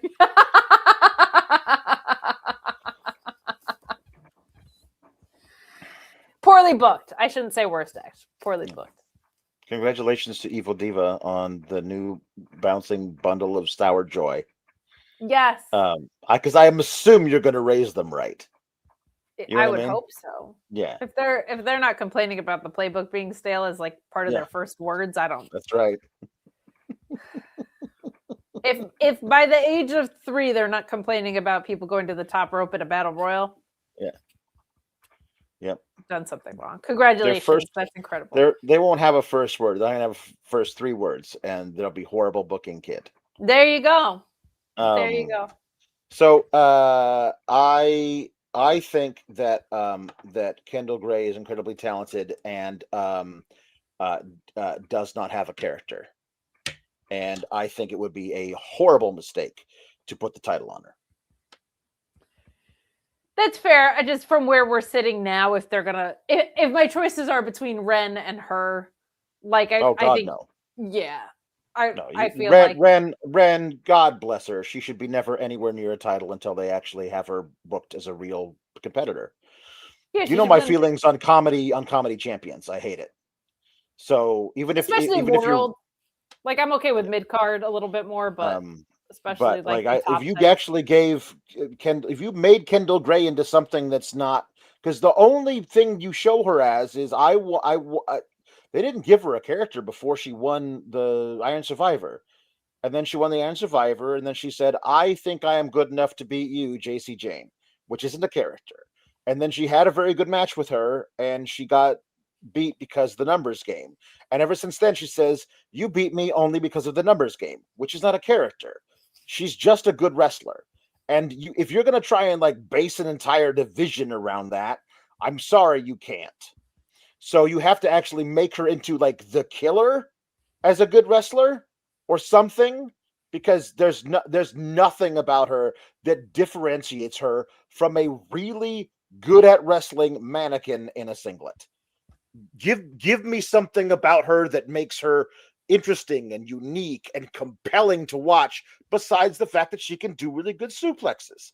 Like, those characters can exist in wrestling, but you can't build a division around them. First of all, you saw the movie Mannequin, and you know how much personalities mannequins can have. They can. So, what if Hollywood is a part of the stable? I mean, that'd be good. That'd be great. Yeah. I do. I would, if the idea is to hotshot her with Ren as like a plucky sidekick, I think she's capable of the title makes the wrestler kind of reign, but I also understand where you're at. I also understand where you're at. Alpha Bill says, breaking news, singlet mannequin signs with NXT. She's amazing. She's amazing to watch in the ring. I maintain that's not a character you can build around. I think she has the potential to be really, really that, but they haven't done anything with her to make her that. There's not a hook for her character. ZaRuca and Zarya each have hooks. Are you saying So you to can send have Hook? one to, I'm sending to send her. I don't know if you got to like send it in the mail. Give her a hook. If you want to send it, that's fine. You could fax her a hook. I don't care. As long as she's got a hook, that's what we need.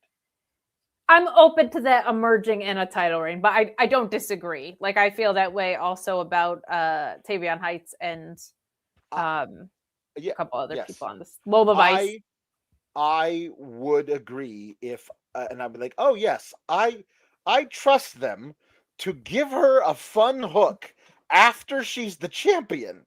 I can't say that about this company, you know.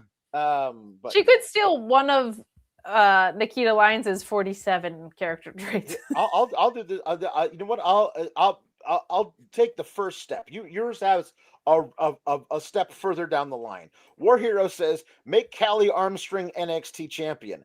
I'll start earlier. Make Callie Armstrong a person on television. Sure. She's great and she's got a hook. Like her whole thing is I'm gonna bust your ass. That can be a hook. Like they haven't, like Kendall's like, I am a very good wrestler is not a thing you can do as a character. But Callie Armstrong, like you want to say that they're going to fight each other. That's cool. But like Callie Armstrong should be on TV. There's no excuse for her not being on TV. She's been called up Tyra May for Steele. a I don't very know why. long time. Where is Tyra May Steele is something I would also like to I don't understand have either. a question. My Good. question answered. Fightful's Rookie of the Year, Callie Armstrong. She's really great. You know? Yeah. Kendall Gray and Ren were talking backstage. Charlie Dempsey was like, I just wish I could have won that speed tournament match. And then here comes Lexis King and Stax and Ariana Venti and Ponytail Mustache. Like, have you given any more thought to what we talked about last week? And it really does feel like he's trying to sell him a timeshare. You know what I mean? Like I just feel like it's like, hey man, just following up on that call. Yeah. Anyway. That's very funny. It does have that same energy. We didn't see what Charlie Dempsey said to them, but you know, I'm assuming he joins just because, you know what I mean? Like that is, I mean, listen, I like Charlie Dempsey a lot, like what he can do in the ring. That is the most lower card faction I've ever seen with those guys in it. You got to find something to like, you know, they need a hook. They do. We have a ladder match. Oh, I did want to call this up since now we're talking about Shiloh Hill. GM Beard says, I don't watch NXT. What the hell is the fog? Is this like some cloud figure? Is it related to Stephen King's Mist? Alex, take it away. All you need to know is that Shiloh Hill said that it is first promo. It is first promo. Often, when he was a child, his parents would come into his room in the middle of the night and say that the fog was rolling in, and they had to all pile in the car and drive very, very far away from wherever the fog was. They had to move in the middle of the night because the fog was rolling in. And then in a couple promos later, he said, I remember one Thanksgiving, the fog was rolling in, so we all got on snowmobiles and went hundreds of miles in our snowmobiles. And they've never explained what the fog was, why it was rolling in, or why they had to leave so fast because a weather phenomenon was in the area. I don't know. We never got the details we deserve. So the NXT Championship ladder match is an illustration of how bleak the men's division is, because These are 7 guys fighting for the world title of NXT. Ricky Saints, a legitimate star, who's already been the champ and feels like he's already outgrown this place. Joe Hendry, a very over figure unjustly. And a bunch of rookies, and Dion Lennox, who's stuck in a nowhere faction for the last year. This cannot be your 7 best guys. It can't. And I'm watching this thing. I don't give a damn about most of these people. I like what Keanu Carver is doing, but I don't know enough about him yet. Like, I think Sean Legacy is really impressive. I think there's a really cool heel character in Jackson Drake, potentially.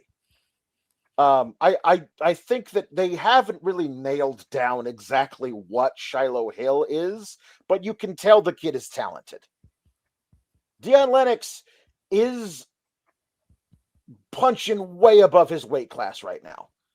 I really like him, but this is not the level he is at. I agree. I said that last week a lot too. He just needs more time and reps and stuff. Like these can't be your top 7 guys.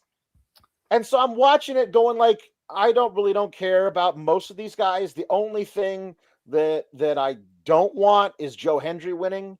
And then he did. And also, like, there were 5, or this was a long ladder match with a lot of guys in it. There are 4 or 5 spots I can recall from it.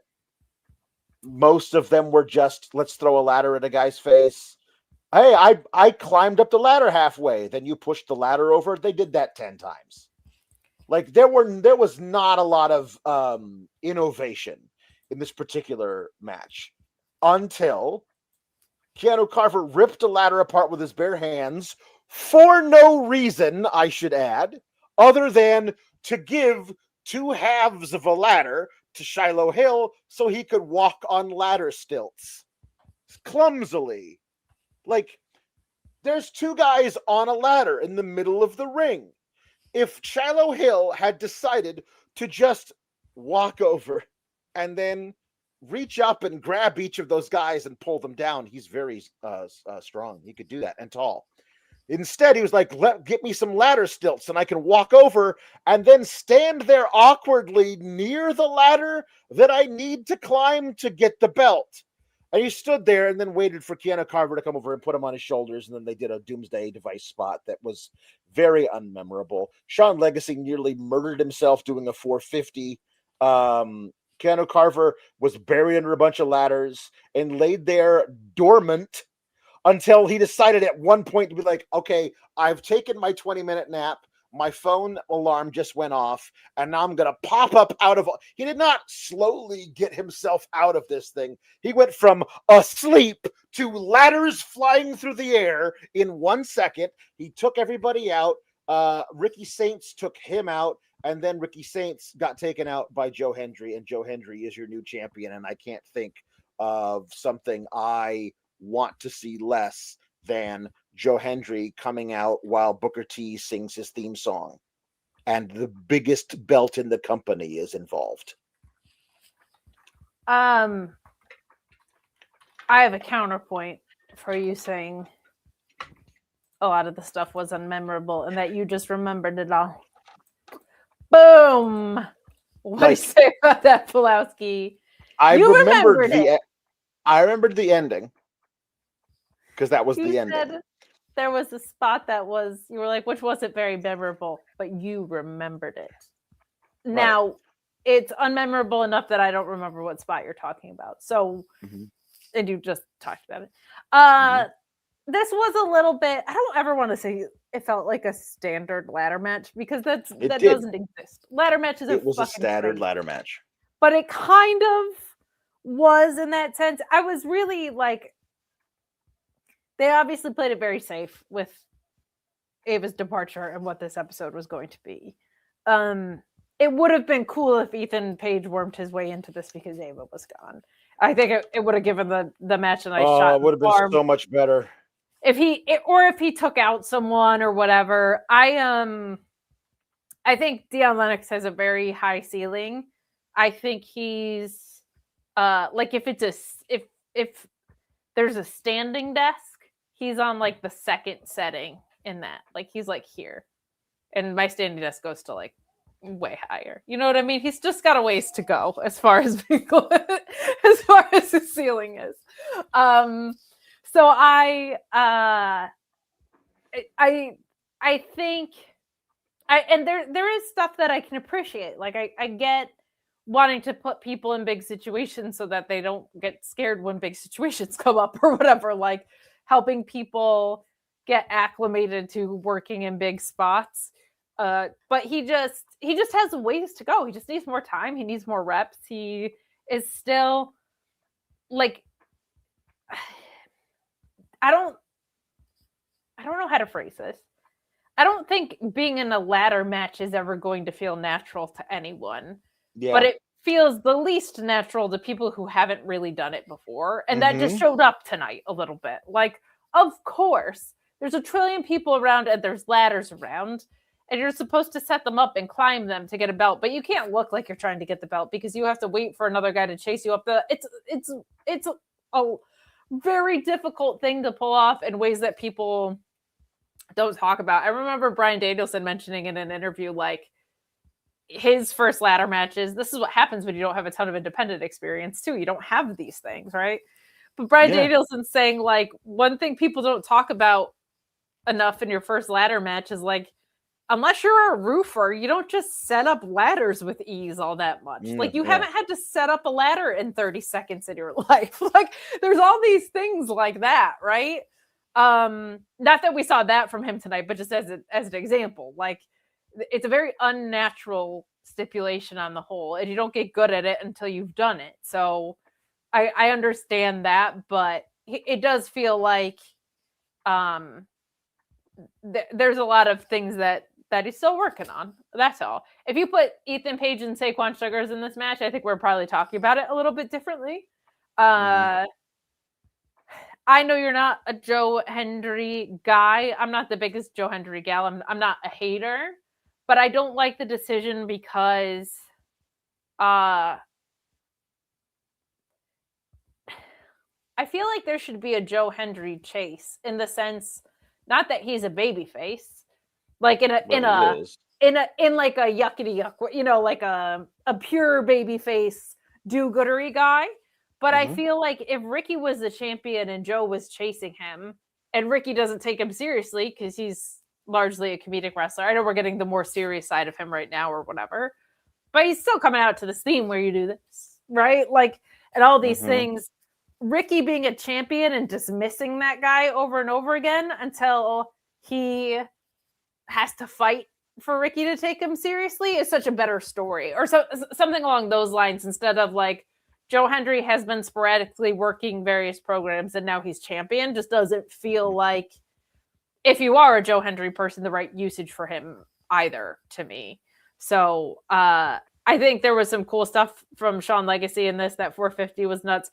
I can't remember. I'm so mad because I just wrote down that Sean Legacy spot was crazy. It wasn't the 450. There was something about him getting back in the ring, back out a ladder, that was cool, that I now can't remember. But what I liked what we saw from him is, like, he's still kind of new around these parts, and at no point has the moment look too big for him. Like, he's doing some really, really good work. So there's a lot of potential there, but it's tough. There's a lot of potential there. You're allowed one guy out of your 7 guys that you can say there's a lot of potential there. When they're facing each other in a ladder match for the vacant world title of your company, you cannot have 3 or 4 guys in there. They literally had 4 guys in there with a lot of potential, and that's like I still think you consider there 5 guys in there, not the burgers. But that 5 gentlemen in this 7 gentleman ladder match, where you can just say there's a lot of potential there. Dion Lennox, we still haven't seen all of what he can do because Dark State Dark State's terrible. It's a terrible faction. It's always been a terrible faction. So you can figure out a way to get him out of that and away from that stink. Maybe that will help him do that. Shiloh Hill is a guy with a lot of potential. Sean Legacy is a guy with a lot of potential. Jackson Drake is a guy with a lot of potential. Keanu Carver is a guy with a lot of potential. They have different kinds of potentials. You can see different roles that they would fit into and they can grow into. But you if this was for the vacant North American title, I would be okay with it. But this is the World Championship. You cannot put 5 gentlemen with a lot of potential into a ladder match for your world title. Not while Ethan Page is over there and the woman who said you're not allowed to be a double champ quit her job last week.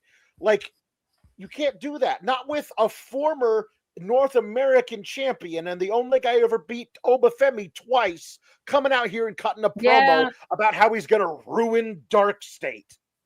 Like, I don't know why it took me till now, but Ava's absence, that should have been the story of the episode. Tony D being like, fuck it, I'm in the ladder match then. And Ethan Page saying, fuck Ethan it, Page I'm in the ladder match I'm then. in the ladder match then. And they both intimidate Robert Stone, who's new here and has never been a guy who stands up to anybody. And he immediately just is a pushover for them. Crumples. Yep. You know what I mean? That would have been good. And I think there's a lot of really good stuff you could do there. I'm not saying either guy should win, but either guy should find a way to be in the match tonight. Sure. Of course. You know? It's your world title, man, and you're not treating it like it. Like Joe Hendry is the champ, and so he's going to come out and sing a song, and we're all going to pretend like the song is good when it's going to be bad, because NXT won't let him write good songs. So, like, it's going to be a bad song. His entire celebration going to be a bad song, and then Ricky Saints is going to interrupt it. I mean, isn't that the obvious thing that's happening now? Yeah. The best thing they could do is have Ricky just not let him even get to the song. Like the fact that I said that is bad. Mm-hmm. But part of that is also just having the heel that Ricky Saints is right now should be that kind of guy who's like, you're not singing your little songs around here. Like, Ricky Saints is here, baby. Like, he should be that guy. So he gets one strum with the guitar. Yeah. Speaking of music, though, we have to talk about this. What the hell is this friggin' superhero theme song they have for Tony D'Angelo? Like, it was just this. It was like bum dum ba bum bum bum ba dum bum ba bum bum bum bum bum bum. I'm like, who are you kidding? With this, I don't care if you're LFG, WWID talent coming over from a different promotion. I don't give a shit. If you don't have written into your contract, Def Rebel doesn't touch any of my shit, you're out of your mind. It's fucking embarrassing that a $1 billion company takes such an important part of your presentation and absolutely tanks it with incredible consistency. Mm-hmm. It is insane. Like, watching the Royal Rumble the past 2 years especially, it's embarrassing how much they have ruined WWE pops for people. The women's one especially. Man, if I could not care at my job as much as they don't care at their job and still get paid, like, what? There was a job where I really truly did nothing that I got a salary for, honestly. And that would be better. That would be better. Them doing nothing would be better. Like, it is so embarrassing at this point. Hold on, it's the new theme song for insert new wrestler. Wait for it.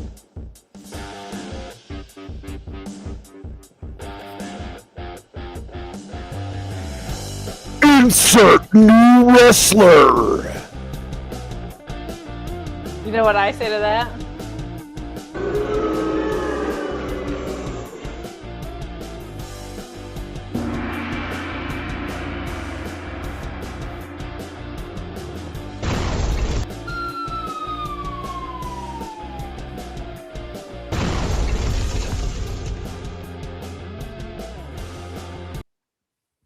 I would call the cops if someone came near me.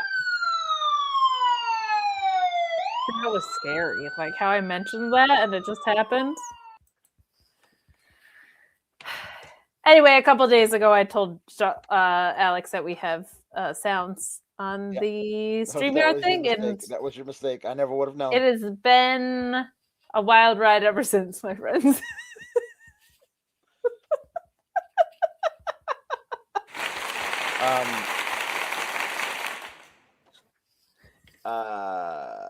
Really, it's I forgot to mention this. Another thing that's going to get over with the people who insist that they think Booker T is good at this. Did you happen to notice the thing he said over and over again when Lola Vice was running back and forth and putting her butt in people's faces? No, was it that she's Latina? Because that's accurate. No, he did insist on calling her a spicy meatball. And that's just not a thing in Cuban culture, I don't believe. But anyway, she would run back and forth and do the butt in people's faces in the turnbuckle, and he would go gaging, and she'd go gaging, gaging, gaging was a thing he said. Gaging. That's gaging. Terrible. Gaging. That's his new thing. Gaging. All it takes is one attractive woman to walk by, and he's like, pitter patter. You know what? Like in his heart.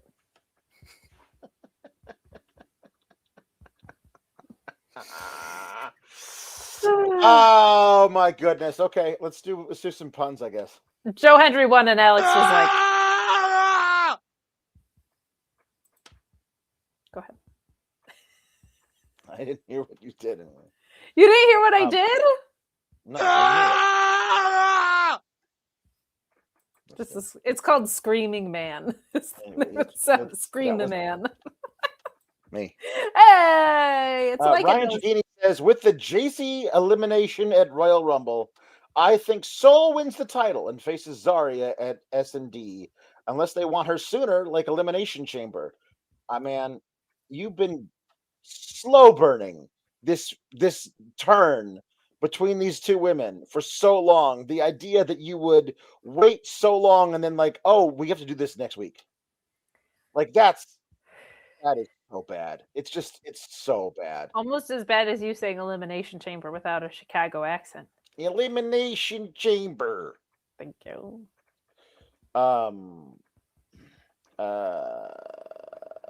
Instead of wave your hands from side to side and say, I believe in my shadow. My shadow knows my story. Okay, here we go. Some puns, some book and story puns in honor of Tommaso Ciampa. Kindle Gray, I believe, might be the best one we get all night. Thank you, Alpha Bill. Hey, shout out to our viewers who know how to read, which is more than I can say for a lot of online wrestling fans. I am Evidence says a song of ice and alba fire. Very good. G1 series of misfortunate events. That's really good. Lieutenant Emily Bronte Breaker. Of course, her sister Charlotte Bronte Breaker. Of course. The Dash Kingdom says, here we go. Oh, where did it go? It went away. NXT was so corny. My shadow knows my story. Very nicely done. Enormous says Catcher in the EO Sky. Very good. And the Art of War Raiders. The Art of War Raiders, of course, last night being squashed in a 2-on-1 handicap situation. Against me though. Yeah, Rafael says where the sidewalk slam ends and the books mortos. I think it should be where the sidewalk slams, but that's just me editorializing. Matthew Hook says game of Triple H's throne. Bandito the Lightning Thief. Jambeard says the world's strongest man manifesto. That's bookmark Henry. Stone Cold Jane Austen. Nice, very good.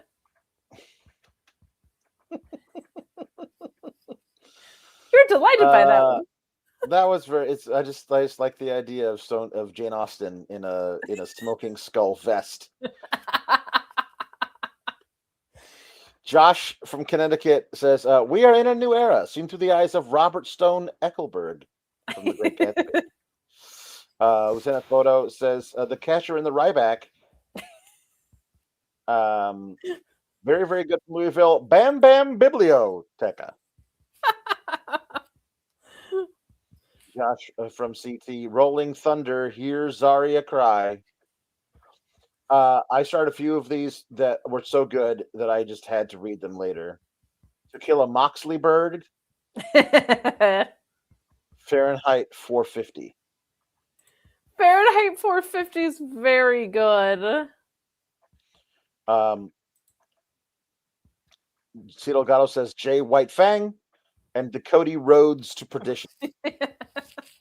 Tom LaValle says Dune Love and Dune Messiah of the Backbreaker. Very nice. I am Chris Perez says The Lion, the Witch, and the Wardlow. Very good. Meet Enormous says Native Son of a Plumber. The Scarlet Bordeaux Letter. Bam Bam Billy Bud. I hope they serve beer in Hell in a Cell. Genetic Freakonomics. Very good. Jambeard says Edgar Allan Jones Poils, not Styles. That's good. Make way for ducklings. Make way for the Nepo baby ducklings. Tom Valley says The Art of War Dogs. And very good. The Little Prince. Nana. Love that. I'm Chris Chad of Green Gables. That's very, very good. Jambeard says Of Mice and Too Many Men. Bang Bang Gang. Lieutenant Photo says The Old Man and the CM Punk. Very nice. The Old Man is the CM Punk, actually. Ryan Cicchini says, really think Sean is begging them to keep Ethan Page. There's no other reason why Ethan is still around there and stuck in the mid card. He's so good. He really is, and he seems very authentically affable. Like he's happy to go to work at a wrestling company. That guy. Of course, the writer of Christmas Carol, Charles Bivens. Another what one. A mashup that is. The Call of the Wild Samoans. Chris Perez says Ben Hearns. Like mess with the bull, get the Hearns? But Ben Hearns, yes, mess with the bull. You get Charlton Heston in a chariot. Dan Beard says, put Ava with Nyla Rose. The banter would feed families for decades. I mean, I don't know what she wants to do with the rest of her life, but start by putting Nyla Rose on television, please. Chris Perez says the eventuals of Huckleberry Finn Balor. You're a bad Bill says drop toe Holden Caulfield.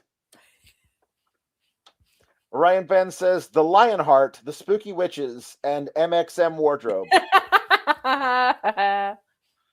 Jambeard says the Hobbsit. No, the Bill Keys says obviously. The Sour Grapes of Wrath. Fahrenheit 450 Splash. Both very good. I am Chris Perez says Angela's Ashes by Elegance. The Fragrances collection. Yes, the Fragrances. Greg Cherry Brand says journalist Bill Chapter. Card catalog subject to change. Devon, get the table of contents. A Clockwork Orange Cassidy. Clifford the Big Red Fog. Big Josh Brother is watching. Love you. Meek Norma says the Bearcat in the Hat. Chelsea Green Eggs and Ham. Very nice. I'm Chris Perez says Bernstein Bear Country. Very nice. Jambeard. Fun fact: did you know Bobby was president when the very first book was ever written. Yeah, that's true. Bobby Fish was 73 when the first book was ever written. Mm-hmm. Josh says the Tell Hail Heart. Very nice. Mm-hmm. Arabian Knight asks, where do you think David Finlay lands? AEW with his War buddies, or does he lead this new NXT second generation faction? AEW seems to have too many people. Well, one more couldn't hurt. Well, honestly, like, I feel like we always say that, and then between injuries and like what they could use is support in the trios. I also don't know, like, if they're gearing up for a TV deal with another show, if they're doing a brand split. They've been like loading up some talent. They have. I feel like Clark Connors and Gabe Kidd being on AEW this week is probably indicative that he would join there. I feel like that faction probably goes together. Would be my guess. Silver Apocalypse says, good old J.R.R.R. Tobin.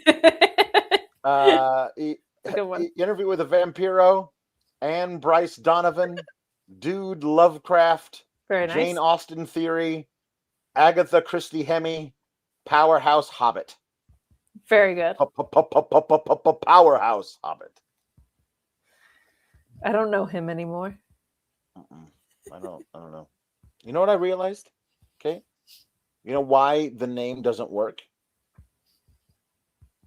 There aren't any big time stars that I can think of that have one syllable first name, one syllable last name. It just doesn't roll off the tongue. I think that is was a big William Regal thing, like of like chantability. You could do like Royce Keys, but like sure. That was, I think I remember hearing that, like Daniel Bryan, Charlotte Flair, like that's a thing that they almost all the time. One of the two has to have multiple syllables. Yeah. It just doesn't. I think it's wonderful that he wants to name his new character after his son and his late mother. That's wonderful, but you got to figure out a way so that it sounds like you're a professional wrestler, because it just doesn't. Even if he was like Royce middle initial Keys, like Royce T Keys or something, like there's it's a little tricky with that stuff, but Louisville says flowers for Abaddon. I love Not flowers for Algernon, but flowers for Abaddon. Also, I just want to say, picturing just walking up to Abaddon and giving her a bouquet of flowers is giving them a bouquet of flowers. Very, very funny. Z Delgado. No, wait, here we go. The Alchemistico from Pereira. Tom Valley says, not Finley's kid, but son of the Belfast Brawler, though. Perhaps they'll call him that. Silver Apocalypse says, the Giovanni Da Vinci Code. Code! It's named after me. Wrinkle and Timeless Tony Storm. The Thorn Brawling Birds. The girl with the Ilya Dragunov tattoo. That's very good. Yeah. Let's see here. Jesse says, Bildung's Roman Reigns. WWE EU. It's a palindrome.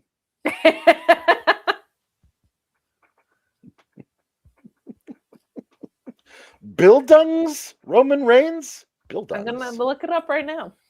Bildung's Roman Reigns. Bildung's Roman is a novel dealing with one person's formative years or spiritual education. So it's a literary genre.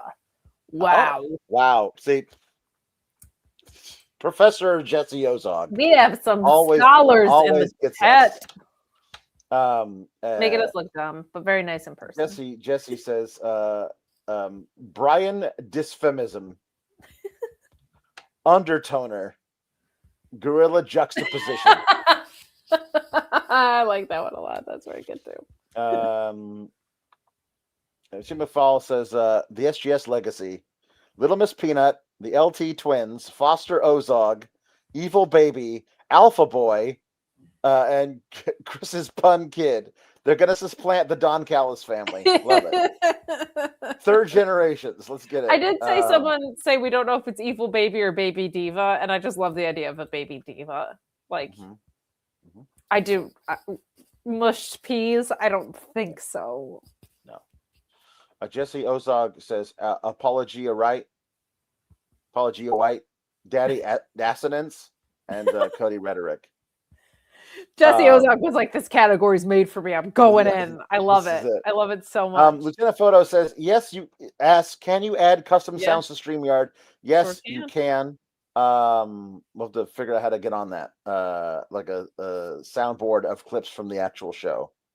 Yes. It'll be very good. We'll get there. We will. We will definitely get there. Spidey Boy says, late to the pun party, Fahrenheit 450 Splash, Brave New Day World, Hawk and Animal Farm, and How to Make Friends and Influence People, but by Kevin Owens. And not the R.L. Stein who wrote the Goosebumps books, but R.L. Sting. There you go. All right. Let's see. I think we just have a few more. We're cut off. We're way over time. We're cut off. We just have a few jukeboxes. All right. I'm assuming you did all the jukeboxes last week in my stead. Okay. You did all the. I hinted and offered to, but somehow the chat was like, we don't need to see that. That was very kind of them. C. Delgado says Linda to sing Ciampa's entrance song. Oh, let's go. Here we go. I have it memorized. I've been listening to it nonstop. Here we go. My shadow knows my story.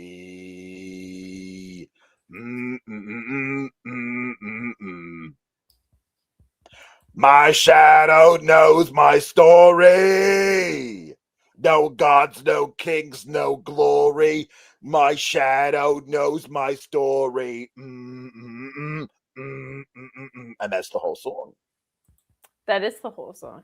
That's the whole song. There's nothing more.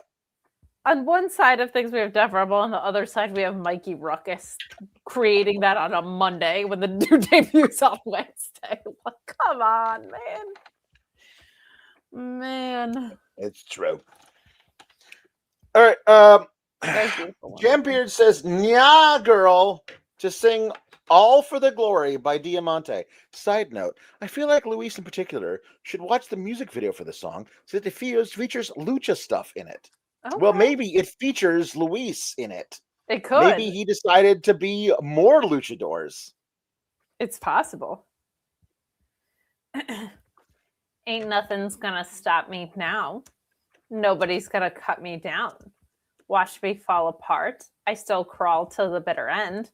I've got a broken heart. I'll break it again and again and again. All for the glory. Ain't nothing's gonna stop me now. Nobody's gonna cut me down.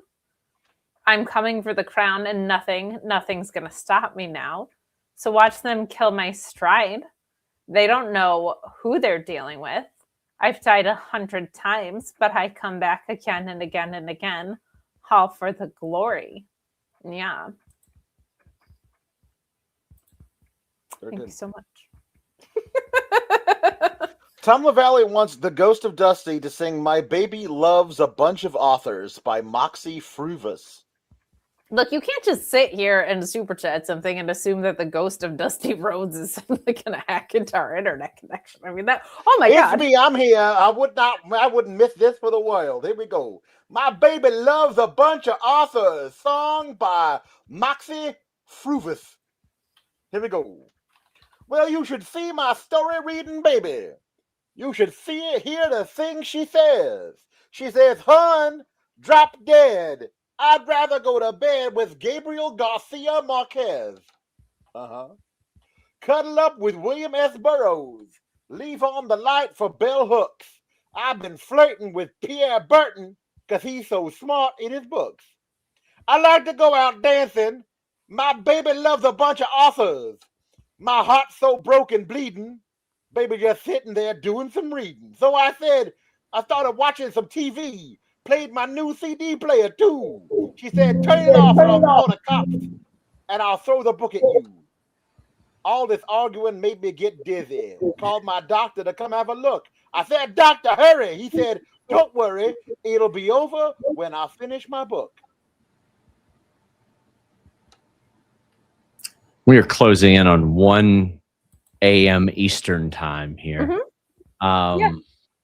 I thought it was an error. I had my Twitter pulled up on the side and it said live Alex and Kate.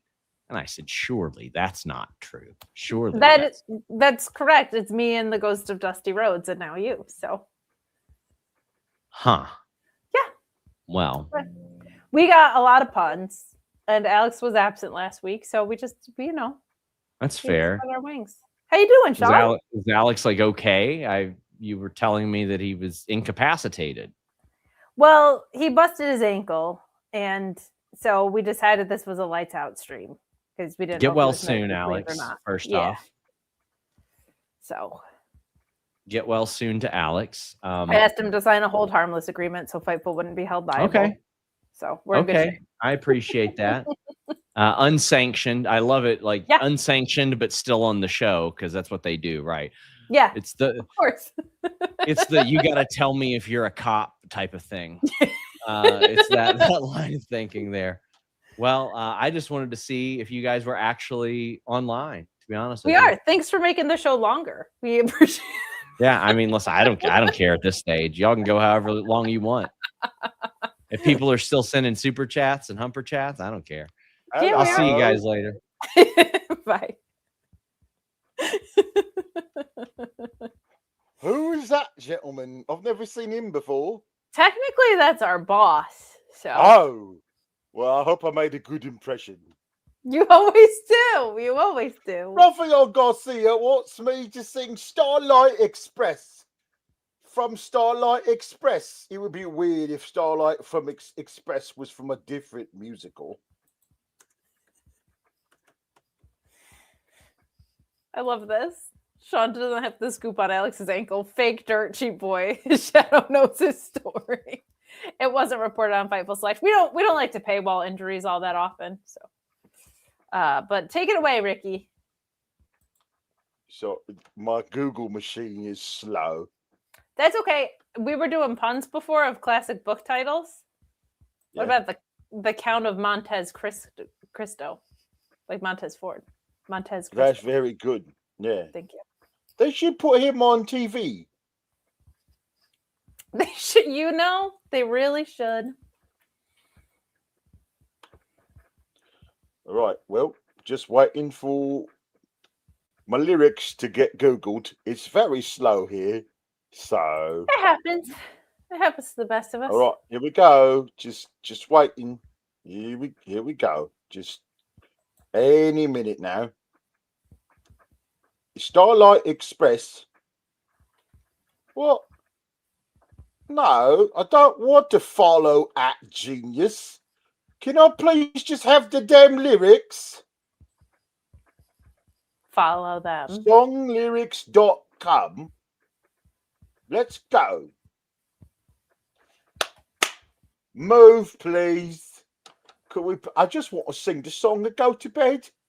Could we please move? Why are we so slow, Google? Are we going? Songlyrics.com. Starlight, finally. When you good nights have been said and you're lying in bed with the covers pulled up tight, and though you count every sheep, you get the feeling that sleep is going to stay away tonight. That's where you hear it coming. That's when you hear the humming of the Starlight Express. Starlight Express, are you real? Yes or no? Starlight Express, answer me yes. I don't want you to go. Want you to take me away, but bring me home before daylight and the time in between, take me to everywhere. But don't abandon me there. Just want to say I've been, or believe in you completely, like Joe Hendry. Though I may be dreaming sweetly of the Starlight Express, answer me yes. I don't want you to go. And if you're there, and if you know, then show me which way I should go. Starlight Express, Starlight Express, are you real? Yes or no? Starlight Express, answer me yes. I don't want you to go. Thank you. That was beautiful.